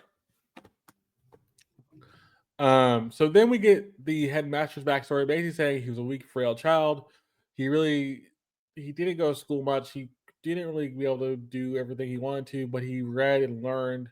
And then his master came to see him every day and told him about different things, about animals and things. Basically, the master kept by seeing him, and he finally asked the master, why did you keep seeing me? Because I care about you. And he says, I respect you, and I want to see you do well and all this stuff. So he kind of really laid into him, or like was part of his life throughout his whole childhood section. And then we kind of see the headmaster from the current time look back at that and like, I'm gonna fight back for what you taught me. And then we have a little more battling for the most part, stalemate, and we finally see the headmaster use one of his strongest attacks. And the strong attack is going to be something we kind of get more of in the back half. I'm gonna stop Say it it right one more there. time. So the strong attack we're gonna get in the back half. We're about to see in the back half. The strong attack is called the space thirds, or the Uranus of sky, the goddess of sky, basically. So we see the thing materialize, and as it's materializing, he kind of innocently looks around like what's going on, and then before the master really does a full attack, but he kind of talks about it. So Chris, up to the point we saw the headmaster's childhood through when we see the space thirds and the Uranus goddess of sky. What do you think about that little section before we get to the final like fight? I mean, the introduction to it, like there is a power beyond the power. Like, okay, that's also severely overused in like Very. almost every anime. So the fact that you highlighted in this is like, why? Mm-hmm. Mm-hmm. So I mean, although I do like the animation that they put with it, like yeah, that was unique. But if you want to be real honest, it kind of looked like a Yu-Gi-Oh, Obelisk, the Tormentor, or Exodia, Yeah. whatever. One of the Yeah, zodiac monsters, or like something out of a Pokemon, like god level form Pokemon or something. Like, yeah, it didn't yeah. looks kind of similar to other things we've seen. So we finally see this monster, and basically he talks about how he's gonna charge up this attack to end Innocent Zero, but ultimately the attack never comes out because Innocent Zero stops time within the space of what he's doing. So he stops time and space. Technically, we don't know how that really worked. Ultimately, once he stops time, he sees that the power is still charging. The headmaster breaks out of it, and the headmaster mentions that even though you stop time, the power is charged through the wand, and the wand has the power. So I don't think you're going to be able to stop this. And there's nothing that will stop it. Even if I die, it doesn't stop this. I don't want to keep going. And then he talks about the students and talks about, I did this for the students. I did this for the people who are still living, and I want them to have a good life and all that. And even the frail people, talking about the sister complex young sister and himself. And he shoots off this attack. And ultimately, this attack just kind of with the ball of light just expands. This ball of light expands to the point where you see everything get involved, even Innocent Zero. And then everybody's like, "Oh, why did he do that?" And then you hear um, Finn's brother say, "This is bad. This is not going to end well." And then you see everybody look at the sky, like Margaret's like surprised by everything, and they ask why the ball's going down. And you see the clouds kind of go over, and Innocent Zero staying there alive, and nothing has changed. And Headmaster's like, "Wait, that attack didn't activate? What's going on?" Innocent Zero rushes to him, grabs him by the head, and about to end him with a spike. And ultimately, he says, "You're going to have to lose because you were destined to lose anyway." But as the spike's about to go through him, Mash comes out of nowhere and just punches Innocent Zero out in the chin. And Headmaster kind of surprised, and Mash says, you thought you cared for me. You thought I could do more, and I'm here to help you." And basically, the episode ends by Mash saying, "I'm gonna beat him with my fist." Chris, what do you think about this back half? Because everything in the back half, except for the ending part, makes sense. Everything in the back half makes sense except for the last thing we see in this episode. I mean, bro, what? I don't really not really sure what made sense in this whole episode. Like, okay, you have a guy that's defying the laws of time because that's his magic power, and he's coming back from a absolute from a type of being who can always land its hit. Now, doesn't that also sound familiar? Uh-huh. Yep. So, but the idea behind it is, I mean, I would have liked to see them do this from the beginning. Like this should have been the first episode of the season. Like this is how you get like, oh snap, and then you spend the rest of the season trying to figure out how is he coming back to life. I, I, But maybe that might be season three. I know you never know. yeah, and they tease things for season 3, which I'm kind of worried about because they tease the fact that somebody was helping out the monk dude. Well, if the monk dude is still alive and he get teleported out, why is that the case? The other thing that doesn't make sense to me at all this is why is Mash floating in the sky and how is he floating in the sky? There's no way he should be floating in the sky right now. See, see. Because yeah, he has no magic at all. He has no magic at all. So what are you telling me? He can just like float with his feet? Now, if he's somewhere with his broom and fiddling his feet like he did in the first season, I would accept that, but you shouldn't have to explain that. We don't even see the broom. Exactly. So that was a whole missed opportunity. Yeah, we don't even see the broom, which is also kind of bad. So that tells me I don't know what they're thinking there. But hey, nonetheless, I'm not gonna. It's like I told Deon earlier today when we were doing the chart. It's the thing of where they tell you to shut your brain off and enjoy it. But at the same time, like I told Deon when we were doing the chart before you came into the room, into the podcast, I also mentioned the fact I think a lot of people didn't like the last episode because the last episode had a lot of fighting and all the silliness was taken out of it. But the prior episode before that, everybody liked because all the silliness was there and not much fighting. The story wasn't really a thing. See, a good show should be able to mix it all. Yes. That's Yeah. it. That's just point blank and simple. Yes. I hate to ask for it, but I already probably know your answer. But I'm asking for it anyway for fan purposes. What would you rate Magic and Muscle episode 22? And before you answer, get up episode 10 of Solo Leveling. We'll get to that in a minute. Go ahead.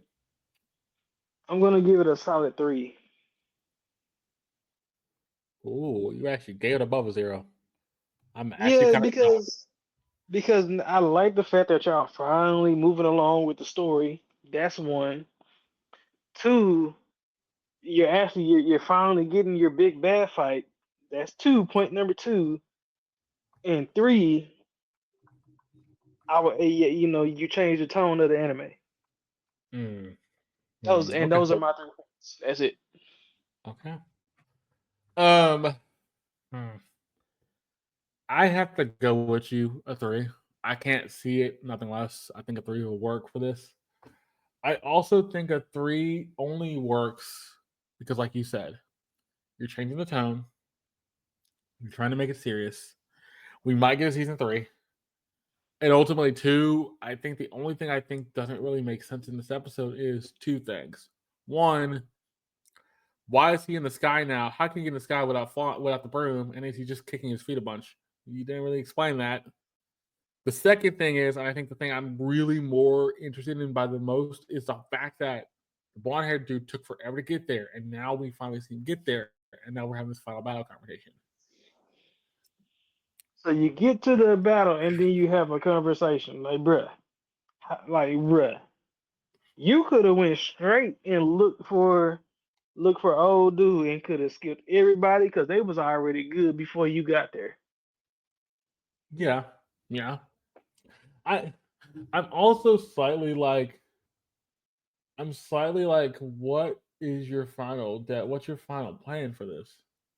Because is Mash gonna win against Into Zero and that ends the show, or is Mash gonna have him be beaten up so much where he ends up just disappearing for a bit, and then that's a huge No, season I point? think I think actually Mash is gonna lose and they're gonna end the season like that. Oh please no! Yep, because that's the only way they can almost guarantee their third season. Good thing your season 3 is just Mash getting stronger to build up for another fight with Into Zero. All right. I mean, I get it, but it feels disingenuous knowing the fact this was the whole part of season 2. Exactly. That would, in my mind, that is the only way you can explain all this BS from the last five, 6 episodes. And are you telling me that season 3 is going to be all serious, no joke, mostly no jokes for the most part? Nah, that I don't believe. Okay, because the only way you make that make sense is it's all serious, no jokes. Even then, I don't think they're doing that, so that's not even close to answering that question. Exactly. We'll see where episode 23 goes. I'm not like I'm interested, but I'm not really excited. Like I don't know where this is heading now. And I think this episode will get back in the top 5 because people actually like this episode. We're gonna not like it, but they're gonna like it. We'll see. If it gets back in the top 5, I won't be surprised. So good luck. Um, But let's talk about Soul Leveling episode 10. This episode was actually pretty interesting. This episode did something really fun. The previous episode got in the top three, like we saw in the charts. This episode's being interesting because this episode's got a lot of dialogue, heavy stuff, but it actually does it in their favor. So I think this will be very interesting to see what they do next. Um, but in a second, I will say 3, 2, 1, and then we'll get going. Chris, you ready?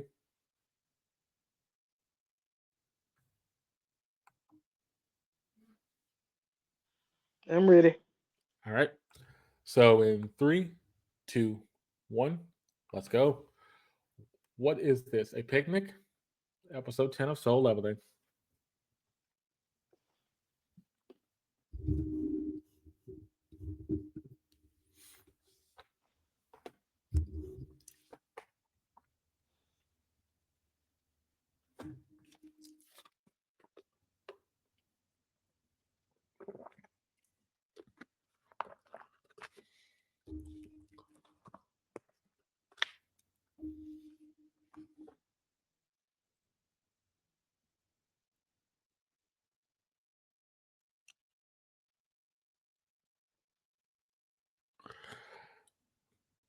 So basically, she did E rank, D rank, and C and E rank raids because he liked it. She liked him,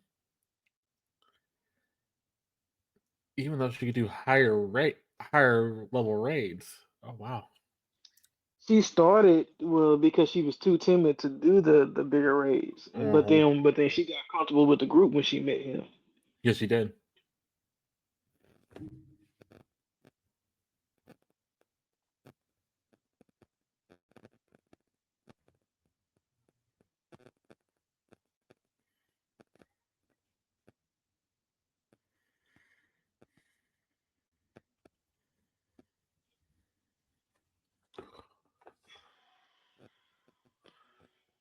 And by the way, Chris, your theory kind of goes out the window now that you had earlier in the season, earlier in the couple episodes ago. Yep.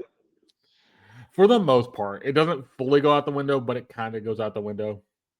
Well, thank you for giving me the rest of the foreshadowing, because I there's don't. only one other guy that survives. Yeah, but it's funny.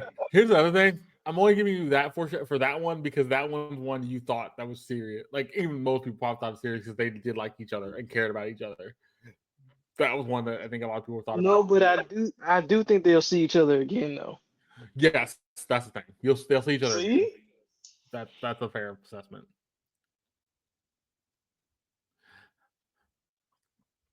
I love the fact he says you might just want to leave. You might want to just leave Dodge, leave the country, do anything else, hide, go into winter protection. But what's gonna happen when he actually does beat this guy? That's the other problem. Yeah.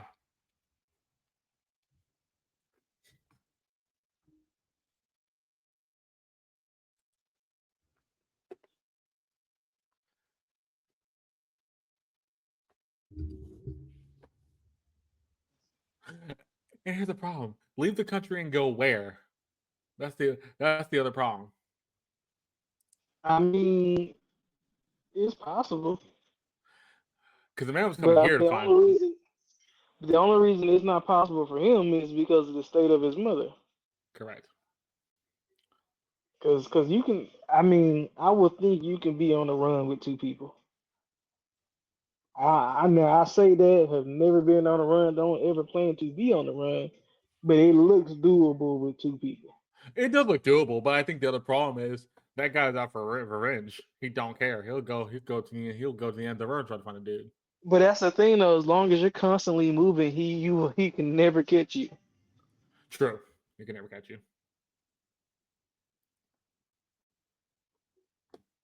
The only thing he has over him would be unlimited funds. Yes. Yeah.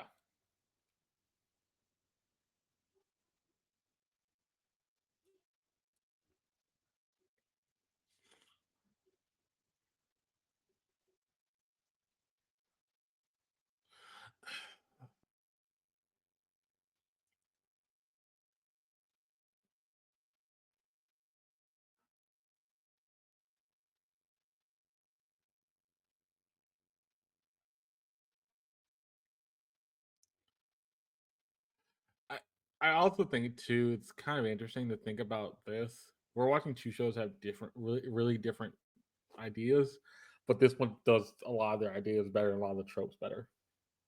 True.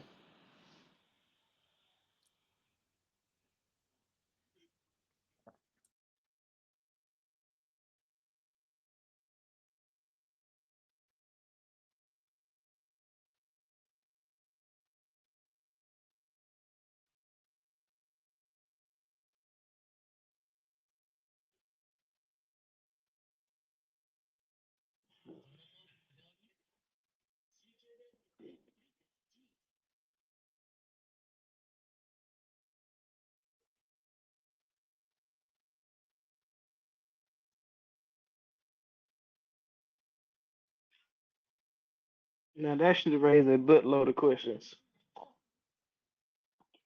Why would a person underage be awakened?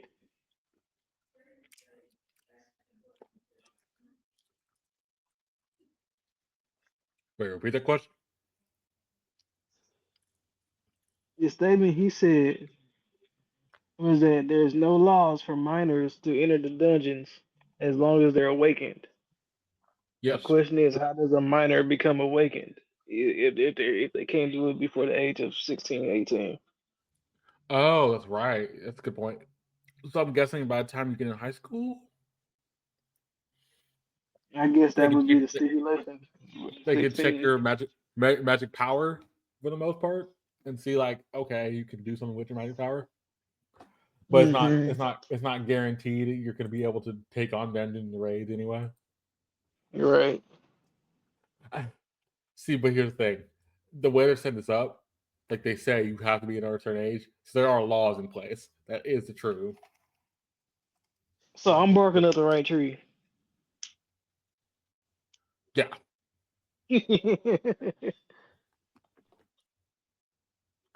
Where did you get that armor, by the way? His dad got it for him.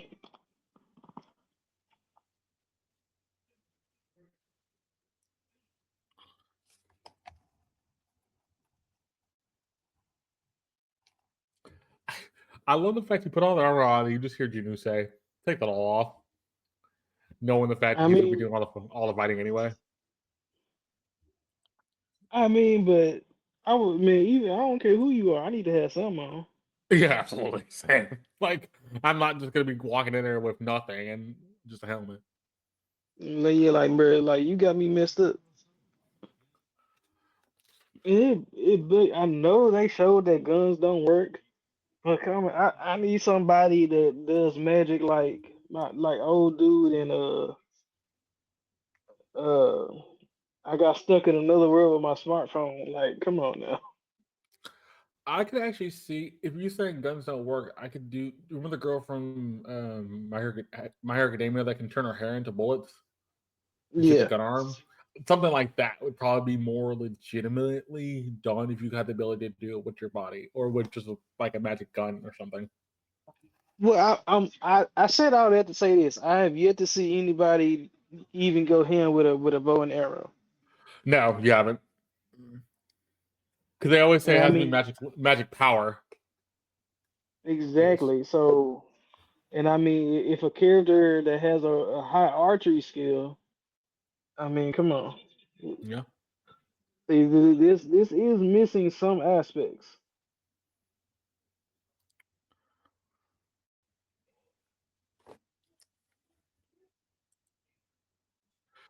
Man, this song.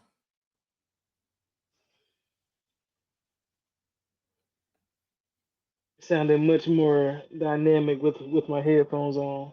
Yep.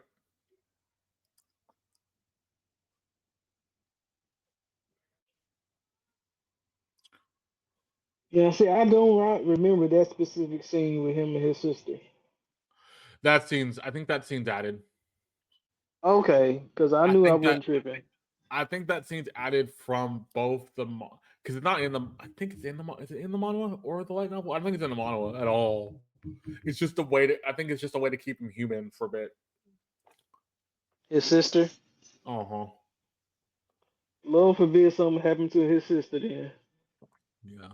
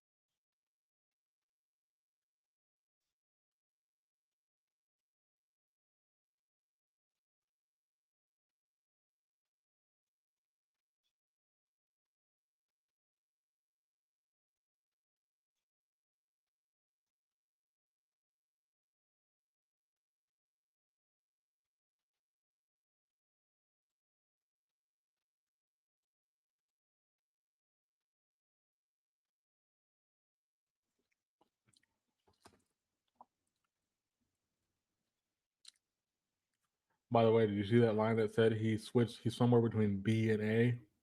Yeah, So it gives the but indication he's gotten stronger over the last 2 3 episodes.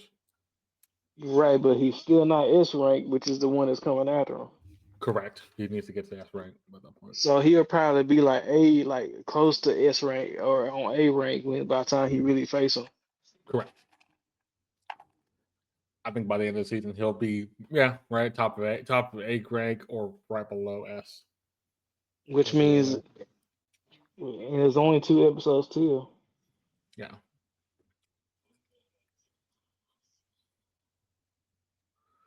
I love how you say a rich kid playing Hunter. How does that even work? Easy. All these rich families that they give these kids their kids whole businesses to run, and they end up running them into the ground and whatnot. That makes sense, but ultimately, within this world, being a hunter is almost life or death situation. So you wouldn't go into it freely under your own accord without having some ability to do something. But you know what's really messed up? You Hmm. notice how even though the world has these dungeons, they don't have the countries don't have wars with each other. Nope, they don't. They none of the countries hate. None of the countries have war with each other. Every country has something different. Because technically every country has super soldiers. Correct. Every country has their own rank. S ranks, A ranks, B ranks. Yeah. Hmm.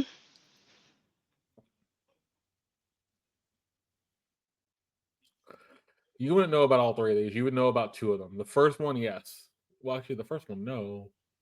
The first one was kind of covered up. The second one, maybe. Last one, no. So you only know about one of three.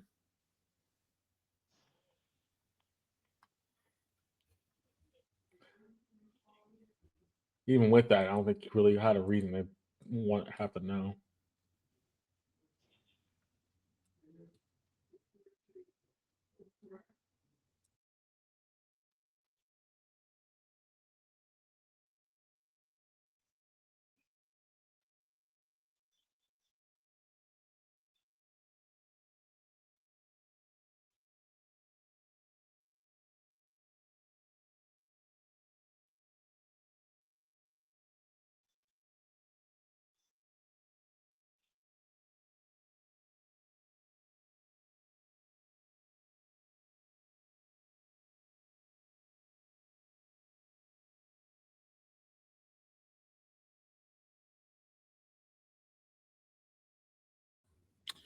No, no der. You can see that.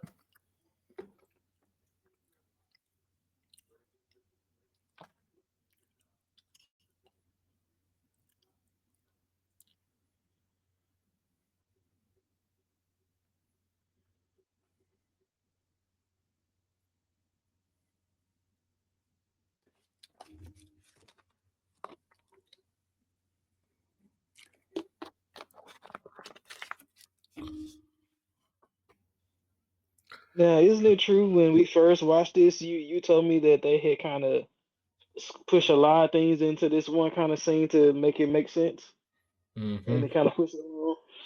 Now, Mm-hmm. isn't that the same concept that they did with One Piece and Avatar: The Last Airbender? Yeah, but at least with one, okay, with Avatar, they at least gave. I think the thing with Avatar, they didn't really mess with a lot of the main plot line from season one. A lot they added things from season two and moved some stuff to season one around. I think with One Piece just had a lot of filler. That's the other problem. One Piece, they're not trying to do filler here, which is kind of the funny part. But they're also not trying to give you long scenes where they're just going to be doing a bunch of talking either. But the fact that they're coming back and doing the One Piece anime without all the extra, I would like to Okay. see that pacing. I really do want to see that pacing. Correct. See how that pacing would change things.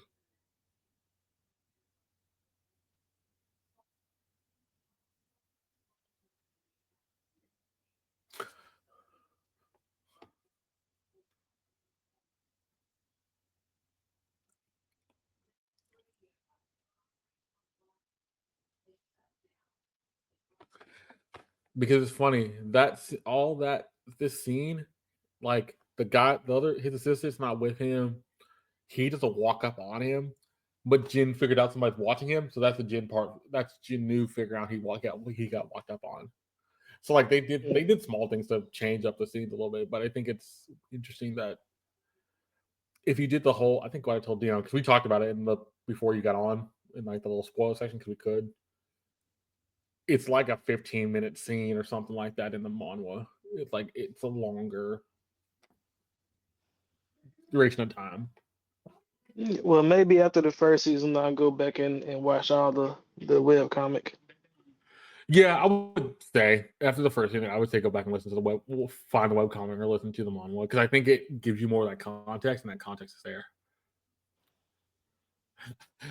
I still love the fact they gave him that. They're like, here we're gonna like a cute lady walk past, and he's gonna just kind of stay. I'm like, yeah, all right, fair. But he's just sitting there Yeah, doing nothing anyway, so it's not really like he's hurrying it up. right.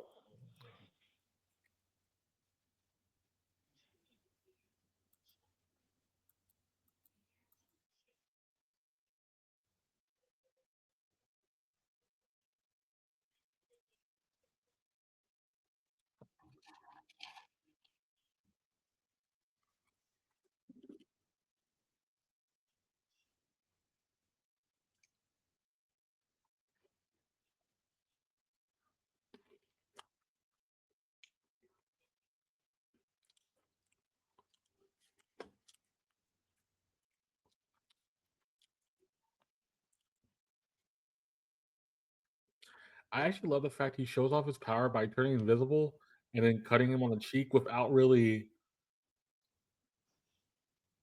going in depth about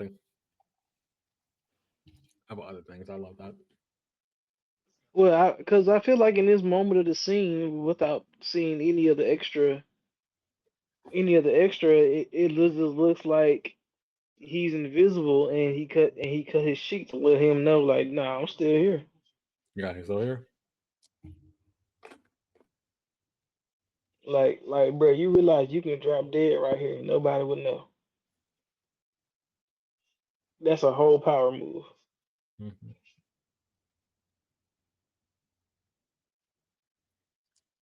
And that's where he says, "I want to give a little profile." So basically, don't tell anybody. Mm-hmm.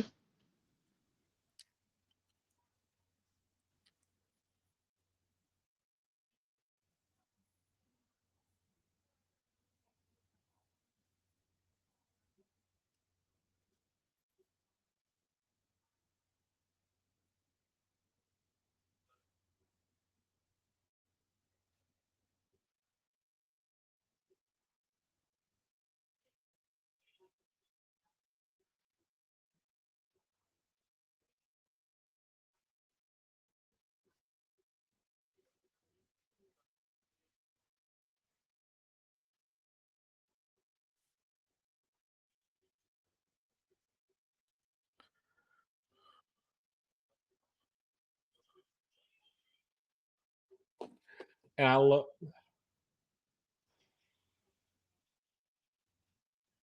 I love the fact too.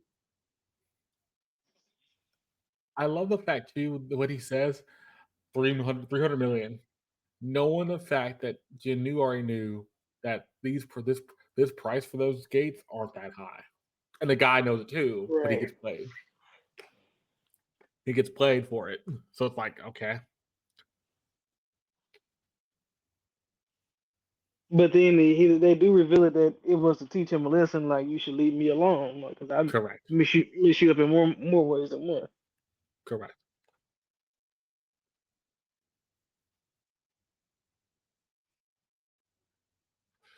By the way, that's a plot point,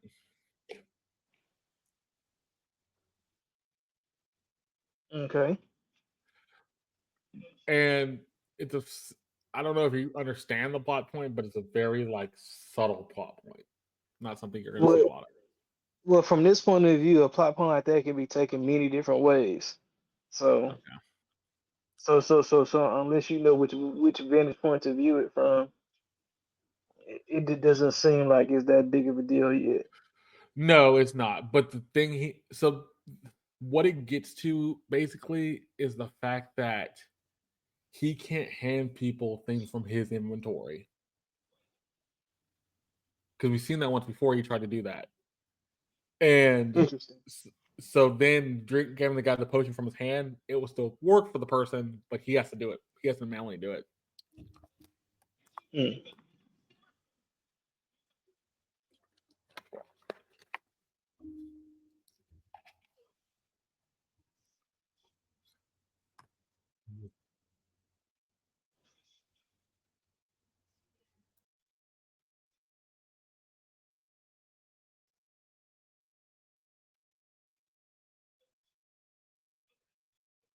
See?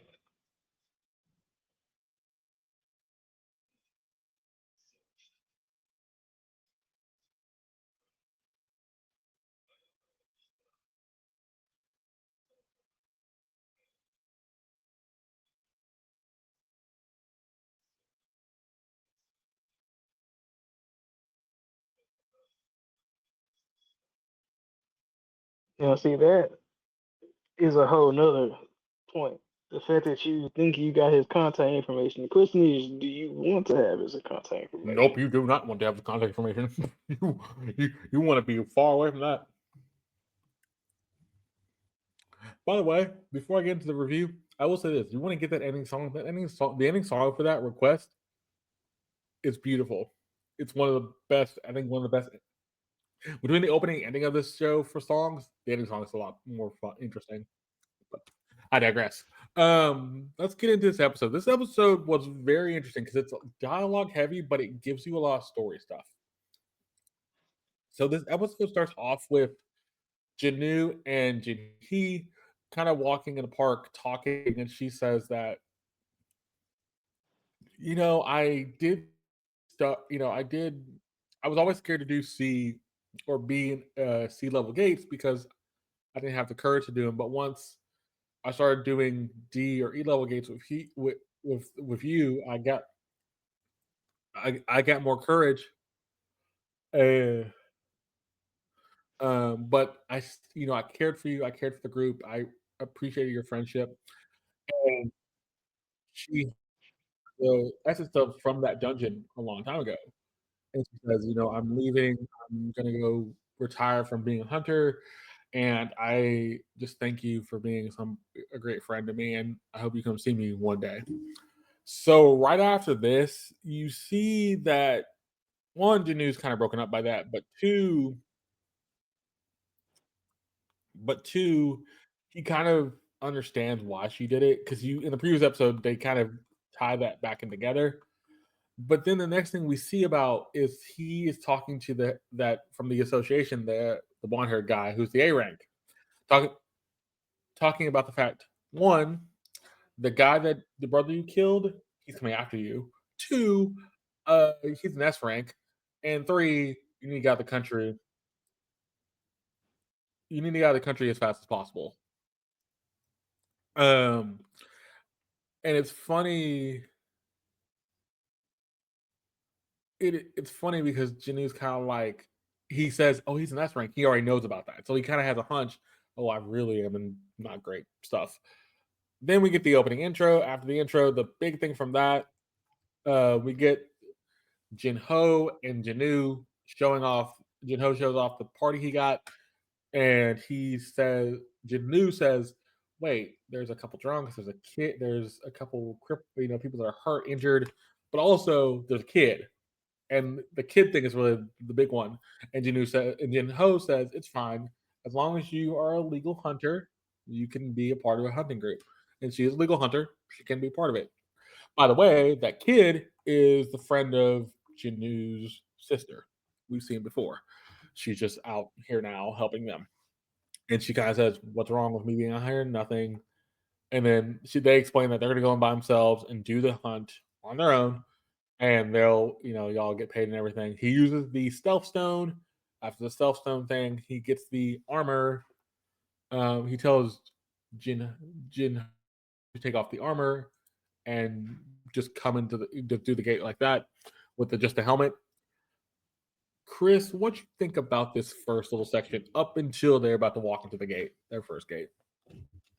Okay, so the little section with Juhi is cute. She's Yes. basically like saying, "Yeah, I always liked you. I always had a crush on you, but I don't. We just kind of low key about it. And now that I feel like it's kind of too late because look at you, look at me. It just don't work.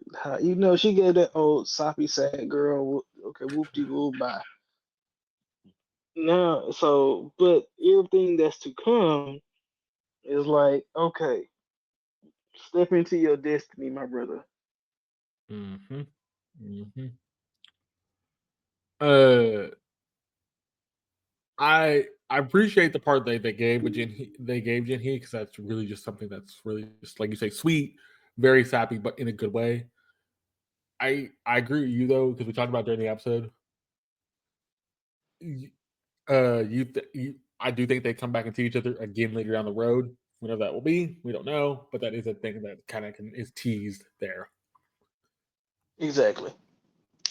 So basically, after they get into the dungeon, You see her sister in school, and she's like, "Where's my friend? Where's she at?" Then they're standing outside the dungeon. Everybody else standing outside the dungeon waiting for them. They all think they didn't come back. They do come back, and they win pretty handily. And they said, "Let's go on to another one." That's what Jin Ho tells them. They get in the van. They're heading to another one. The girl is shocked, by the way, how fast he did that dungeon in, and actually survived.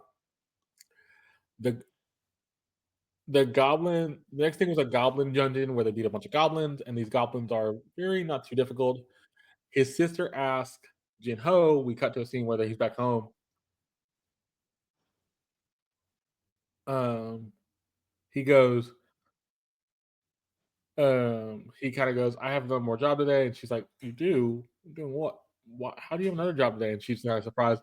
He he's like, I'm gonna just make sure you lock up, and he leaves.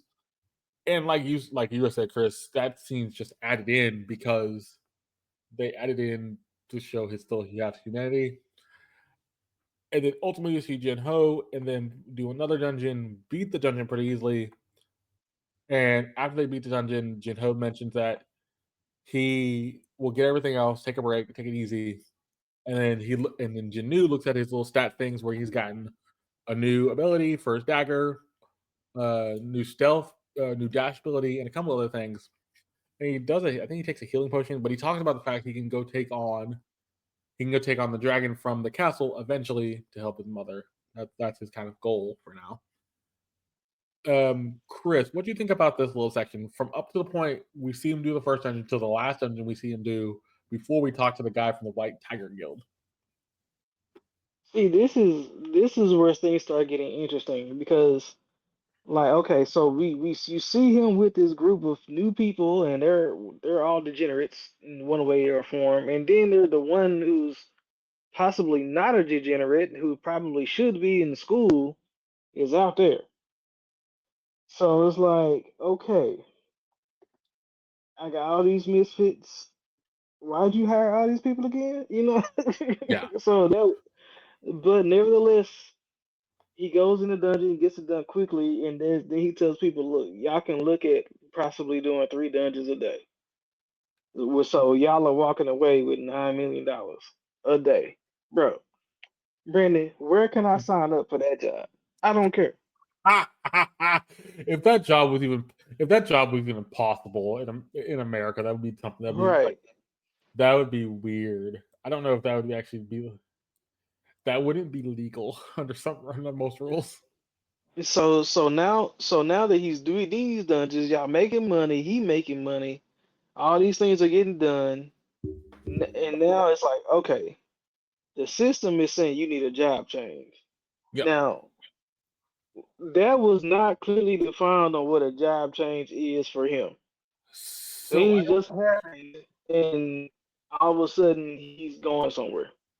I don't think does he have a job right now in the job thing? I think he's a monster hunter. I think it says like monster hunter or something like that. Something it's like dealing with monsters. But it's not But like I a mean, true he's employed by the construction company, so he basically makes his own hours. yes, he does. But I think with the system saying you've been doing monster hunting for so long, you can change your job to something else, like beast hunter or something. it's not gonna be. I don't think that's gonna come up anytime soon. But I think it's gonna be kind of interesting to see what they do with that whole plot thing for that. Yeah, I'm like you though. If you're basically just gonna be sitting outside a dungeon while these two guys go in and beat it, and you get 2 million, I'll take that. I'll take that every. I'll take that every day. Man, I will take my next check and fly to you. Like I'm literally, I'll literally go somewhere else in the world, and then come back, do those 3 dungeons, leave again, and come back. Like that doesn't. Because Yeah. I already know once I get there the first time, I'm good. Yep. Yep. Absolutely. Let's get to this next part. This next part is kind of weird. So we have the guy from the White Tiger Guild. We don't know he's from the White Tiger Guild to the end, but I'll put it here because it actually makes more sense. You have it at the front. He's talking to one of his assistants. One of his assistants basically tell him that these guys are buying all these gates. He's basically like, "Why are some rich kids buying all these gates?" And he looks at the name Sung Jin Woo and Jin Nu are buying these gates, and they're like, "Why are they buying so many C rank gates?" And Jin Woo is an E rank hunter. Then they come out. You see Jinnu and Jinnu and Jin Ho both come out of the gate, the second gate they've done, and then they go. And the guy asks, "Do you need help? Do you want me to drive?" And he says, "Yeah, go ahead." The girl's still dumbfounded, like, "How is he? How is he doing this? What's going on?" Then ultimately, you see the two from the White Tiger Guild kind of walk out of the building and head to the elevator, and kind of says, "Wait, but if they're doing all this, what they're from the double dungeon, the incident with the group, the main group, and killing the other dude from the last time." And he's kind of like, there's something weird about these guys. So how are they still around? So they walk to where the next dungeon is. The girl that's the friend of Jinnu's sister kind of stops and says, "Hey, we're hunters. You're not supposed to be around here." He's like, she's a hunter? He's kind of shocked, but then they're like, okay. They come out, they're about to head out, and she knows about this, and she kind of lets it be, doesn't tell anybody, doesn't tell them anything. And as it's happening, they're going to the next gate. But the thing we see next is somebody's having a dream, and this dream is from our head guy from the other guild. And he wakes up from the dream talking about what happened with the island with the ants. Before I get to the back half, Chris, what do you think about this little section here where we see the White Tiger guy up through the redheaded guy from the other guild kind of waking up from his bad dream? See, now from meeting with the White Tiger Guild, this is when y'all were trying to drop me all those hints like, hey, pay attention to all these guilds that they name. It's like, yeah, okay, I kind of get that. These are organizations. Like, and that was the one thing that probably should have been explained. Like, instead of guilds, think of more of them as organizations, because that's what they are. They're whole business entities that I, run off of these dungeons. I think they're using guild in terms of like an RPG sense, which I agree with you. You should just call them organizations under this sense of No, rules. I mean, no, I do get why they're calling it, but let's for this anime's sake, let's just change the definition To of a corporation. guild to a corporation. So Corporation. we're just Yeah. calling a guild a corp. Yeah, that's Yeah. really all we're doing. And so, because once you put it that way, then it makes sense. Like words like scouting them and all of that make more sense. Like it gets more of an in-depth thought into the world that they've created for this show. See, that's what a lot of this is what I like. One of the things I like about this show, their use of vocabulary does make the show grow. Explain. Because if I can bring it, if I tell you I'm going to take a journey to a mountain rather than a trip to a mountain, which one seems more grand? The journey. Right. So if I tell you I'm going to travel to America or I'm going to journey to America. The journey. Okay. I get it. Okay. Yep. You see, so vocabulary is everything. So their use of vocabulary is I'm thoroughly liking where they're going with this. Shout out to the writers. Oh, absolutely. I think that's one thing you kind of can tell. The writing doesn't seem cheesy, but it also doesn't seem super simple. It seems like they're using, like you say, a high level of vocabulary to make uh To paint a without picture. to paint a picture of something without dumbing it down too much. They didn't have to dumb it down to the point where it's super simple, which makes sense because Exactly. you don't want to do that to people with who's actually been reading the subtitles or listening to what they're saying. You want to make it where they can still get something out of it. Um, Exactly.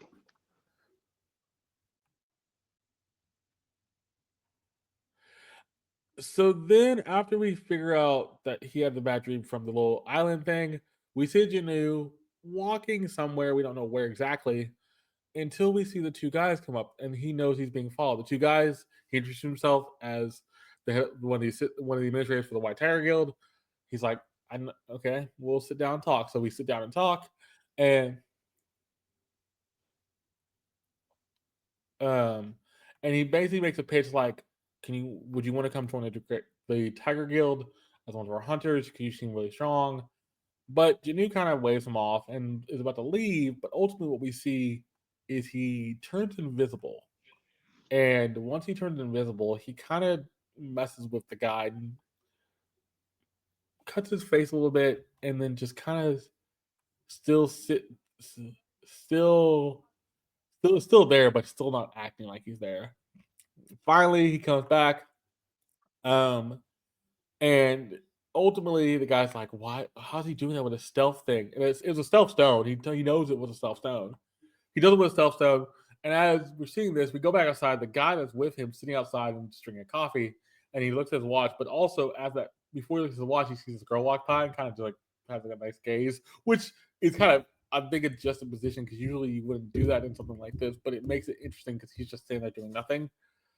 We get back to the conversation, and he says, "Do you really want the gates? I'll give them to you, but you have to pay me 300 million won." At 300 won, they're not worth that though. They're worth like 50 to 60 million won. Well, you know what? Let's go for 60. Let's go for 600 million won. And the guy's like, "You'll make more money. I promise you." And he says, "Deal." And they shake on it. That actually happens. But it's funny within the in the front half of the conversation, which I didn't really mention it because he doesn't. It doesn't really. He kind of blows off super fast. Janu wants to be a part of the guild, but you have to pay me almost 30 billion won. And the guy's like, I don't even have 30 billion won. But he's like, do you have a building? Do you have a building? And he's like, yeah, I can just use I can have the building, right? And that'd be worth 30 billion won. He's like, no, I talked to my superiors. And then that's when Janu was about to leave. So this and getting the gates off their hands and giving to the guy, but also getting the money for losing those three gates. So then the guy's like, then Janu's like, you know what? It's a deal. And he pulls out a potion from somewhere. We don't see where because it doesn't. You don't see the like his inventory or anything for to other people. And then he pours it down the man's throat to heal the scar and walks off. Then the next day, we see the guy go back to the office. He gets a text. Oh, by the way, from Janu, he's like, I know you were spying on me. By the way, you shouldn't have been, but take that at your own risk. Also, the gates that they put up for auction did pretty well, so they know he wasn't lying. And the guy's like, "Well, good, we have a hunter on our side. We have a good hunter on our side, so I'm not worried about that." And the episode ends where you see Janu driving off somewhere, and that's it. Chris, what do you think about this back half? Now, see, this back half was funny. Well, the beginning part of it was because, like, dude, you thought you was gonna come offer him some chump change. Well, you thought it was a good deal because he was an E-ring and you was gonna cut him a good deal. Then next, lo and behold, oh no, this dude is really bringing in about 30 billion, and it's like what?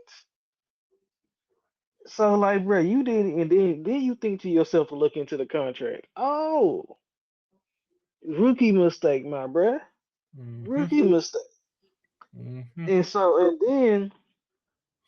and then the fact that you made another rookie mistake is that you don't really know how strong this dude is. Because if you would have read the file report, you probably would have thought, wait a minute, this dude is probably not an E rank. And something probably a heck of a lot stronger. Well, and So that's and then he threatens him. Like, bro, yeah, really? yeah. Yes. But that's the thing that kind of boggles my mind because you think about when they're in the elevator, and now that ties into this scene. He says the double dungeon, the raid party, and the fact he killed that dude. Well, that should give you the indication this man not no weakling.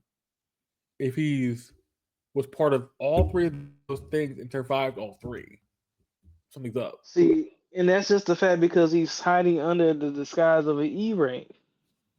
Correct. And it was more interesting when he says to the guy, whether at the coffee thing, he like, I want to keep myself private. I don't want people to know about this. By the way, if you tell anybody, I will end you. But he doesn't So say he'll end them. Like he doesn't necessarily want to do it, he but doesn't he's want to do definitely. it, but he doesn't want to do it, but he knows he has to be that stern, so that way he doesn't go down. He doesn't do anything. The guy doesn't do anything crazy to get him to do that. Yeah, but people are desperate. So Yes, they are. Yes, they are. Um, but then the other thing I love in this, which I think that really ties in well, the girls there the whole time, and her best friend, which is his brother, his sister knows something's up. Why is she out of school? What's going on? So she even knows something's up. yeah, but girls are gonna talk. Yes, they are. We might see that conversation down the road where there's like, "What were you doing?" We saw. By the way, I saw your brother. What was he going? What was going? Something like that will happen eventually. Yeah, and she's gonna Uh, say like, "Do you know what your brother's really doing?" yeah. But it's funny. She'll say, "I've seen him already. I've seen what he looks like. He looks different, but I don't really know." Ultimately, I know his jobs, but he doesn't tell me. Um, I love this episode. I love the fact that gave us a lot more information. I love the fact they're not. I love the fact too they're not doing the thing where you're doing the episodes this way and you're giving us information on the front end. Because like you said in the story that you showed me, that they're gonna do more animation once they have more fights and as he gets stronger. So if we're gonna get more fights down the road in season two or three, yeah, then ultimately getting all this information on the front half is fine. Building out that story. Um Chris, what would you give Solo Leveling episode 10 for a rating? Yes, sir. This grand episode gets an 8.8. Ooh, explain. Bro, this was a good show. You give it, like you said, it gives a lot of good information and gives it the story just moving it along, bro. Like it has no reason to stop and slow down for any reason. So I mean, it's like if they keep this pace and the thing that they're going, I have nothing bad about it. Mhm. These next two see these next two episodes are going to hopefully give it a rise, and I can give it a perfect score for it at the end of this season. I Mhm. really do see that outcome. I hmm, I would have to go like a 9. I would have to agree. 8.8. You said 8.8. I give it a 9. I agree with everything you said. I think the other thing too. I think the other thing you said that I agree with, the story is at a good pace. Here's the thing. I know why people want all the action. The action is the most interesting part of the show. But ultimately, I don't think without the story, the action makes no sense. And yes, we got 3 action things here, and I know people are gonna dock it because 3 action things we got weren't really action things. They were just montages of action. Like, it's weird to say. As long as the story is progressing well enough and we give us like teases of fights, I'm more inclined to go, cool, tease. Like it's I think ultimately if you're gonna watch the show, you gotta have to be okay with story stuff. And I know anime is not getting away from story stuff slowly, but at the same time, story the story makes this show more interesting, not just the fights. Exactly. And I think the big thing with the story we got here, we get the whole Tiger Guild, the White Tiger Guild's Tiger organization story. Because this guy is like, I want you on this team, but I'm gonna have to do some hoops to get there.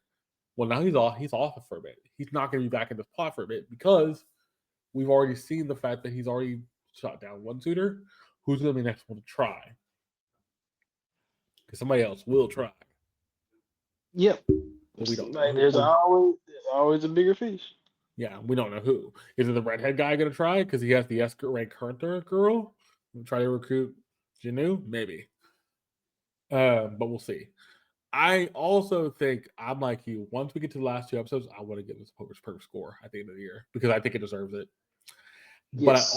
But I also think once Magic and Muscles is done this season, if you do another season of this, which we're gonna get, I think with Magic and Muscles done, they won't have to worry about do both at the same time from the same studio. Because I think you can focus on just soul leveling. Yeah. Like honestly, I would hope another studio picks up Magic and Muscles just so they can do it, give it back to its justice. But who? Like, I ultimately think that's the problem. Magic and Muscles is one of those weird ones. How are you gonna give it to somebody and who's gonna try to figure out that story? Because that story doesn't seem like anything you can do well. They need to give it to Netflix. That'd be fun. That'd be actually kind of fun. Yep. Yep. Give it to Netflix. Might as well. Yeah. But these were 2 good episodes. Soul Lemon was better than 2 episodes. That I think we're getting to the end of this winter season, and we're going to be rolling right into spring season because spring season is going to be fun. We kind of have a plan for spring season. We'll tell you that in the next week or episode 50, most likely. Okay, thinking about. Yeah, that's announce that with everybody on the chat. Yeah. So that's gonna be one where you're gonna be interested in how we're gonna work on that because there's a plan. It's an interesting plan, but it's gonna work because we have some plan. We have a thing we want to do. But that was episode 48 of the Anime Dojo. I hope you did enjoy. We'll be back next week for episode 49, which will be episode 11, episode 12 of Magic and Muscles, or episode 23 of episode 23 of Magic and Muscles, and episode 12 of Soul Leveling. So then we'll kind of see where these both end up. Because the other thing with Soul Leveling, I think we're supposed to get a episode 10, but there's 11 episodes technically. So we go into episode 11 of Soul Leveling. I think they said they want to break this up in 2 parts where they do like a season 1 and a season 2, but it'd be 24 episodes overall. We'll see what that does actually happen. But I will post this on YouTube on Thursday, and it will go up on Spotify as of tomorrow after it processes. Chris, I do thank you for joining me. I thank Deon for joining me earlier on this podcast. Just a little bit different flavor for you. Have Deon early for all the chat stuff, and then have Chris late for all the watch along. So I apologize for all the difficulties, but your life happens. Hey, life is life. That's not a bad thing. I'm the host. I can roll with the punches. That's fine. But I do thank you for watching. Hope you for next time. See you Later, guys.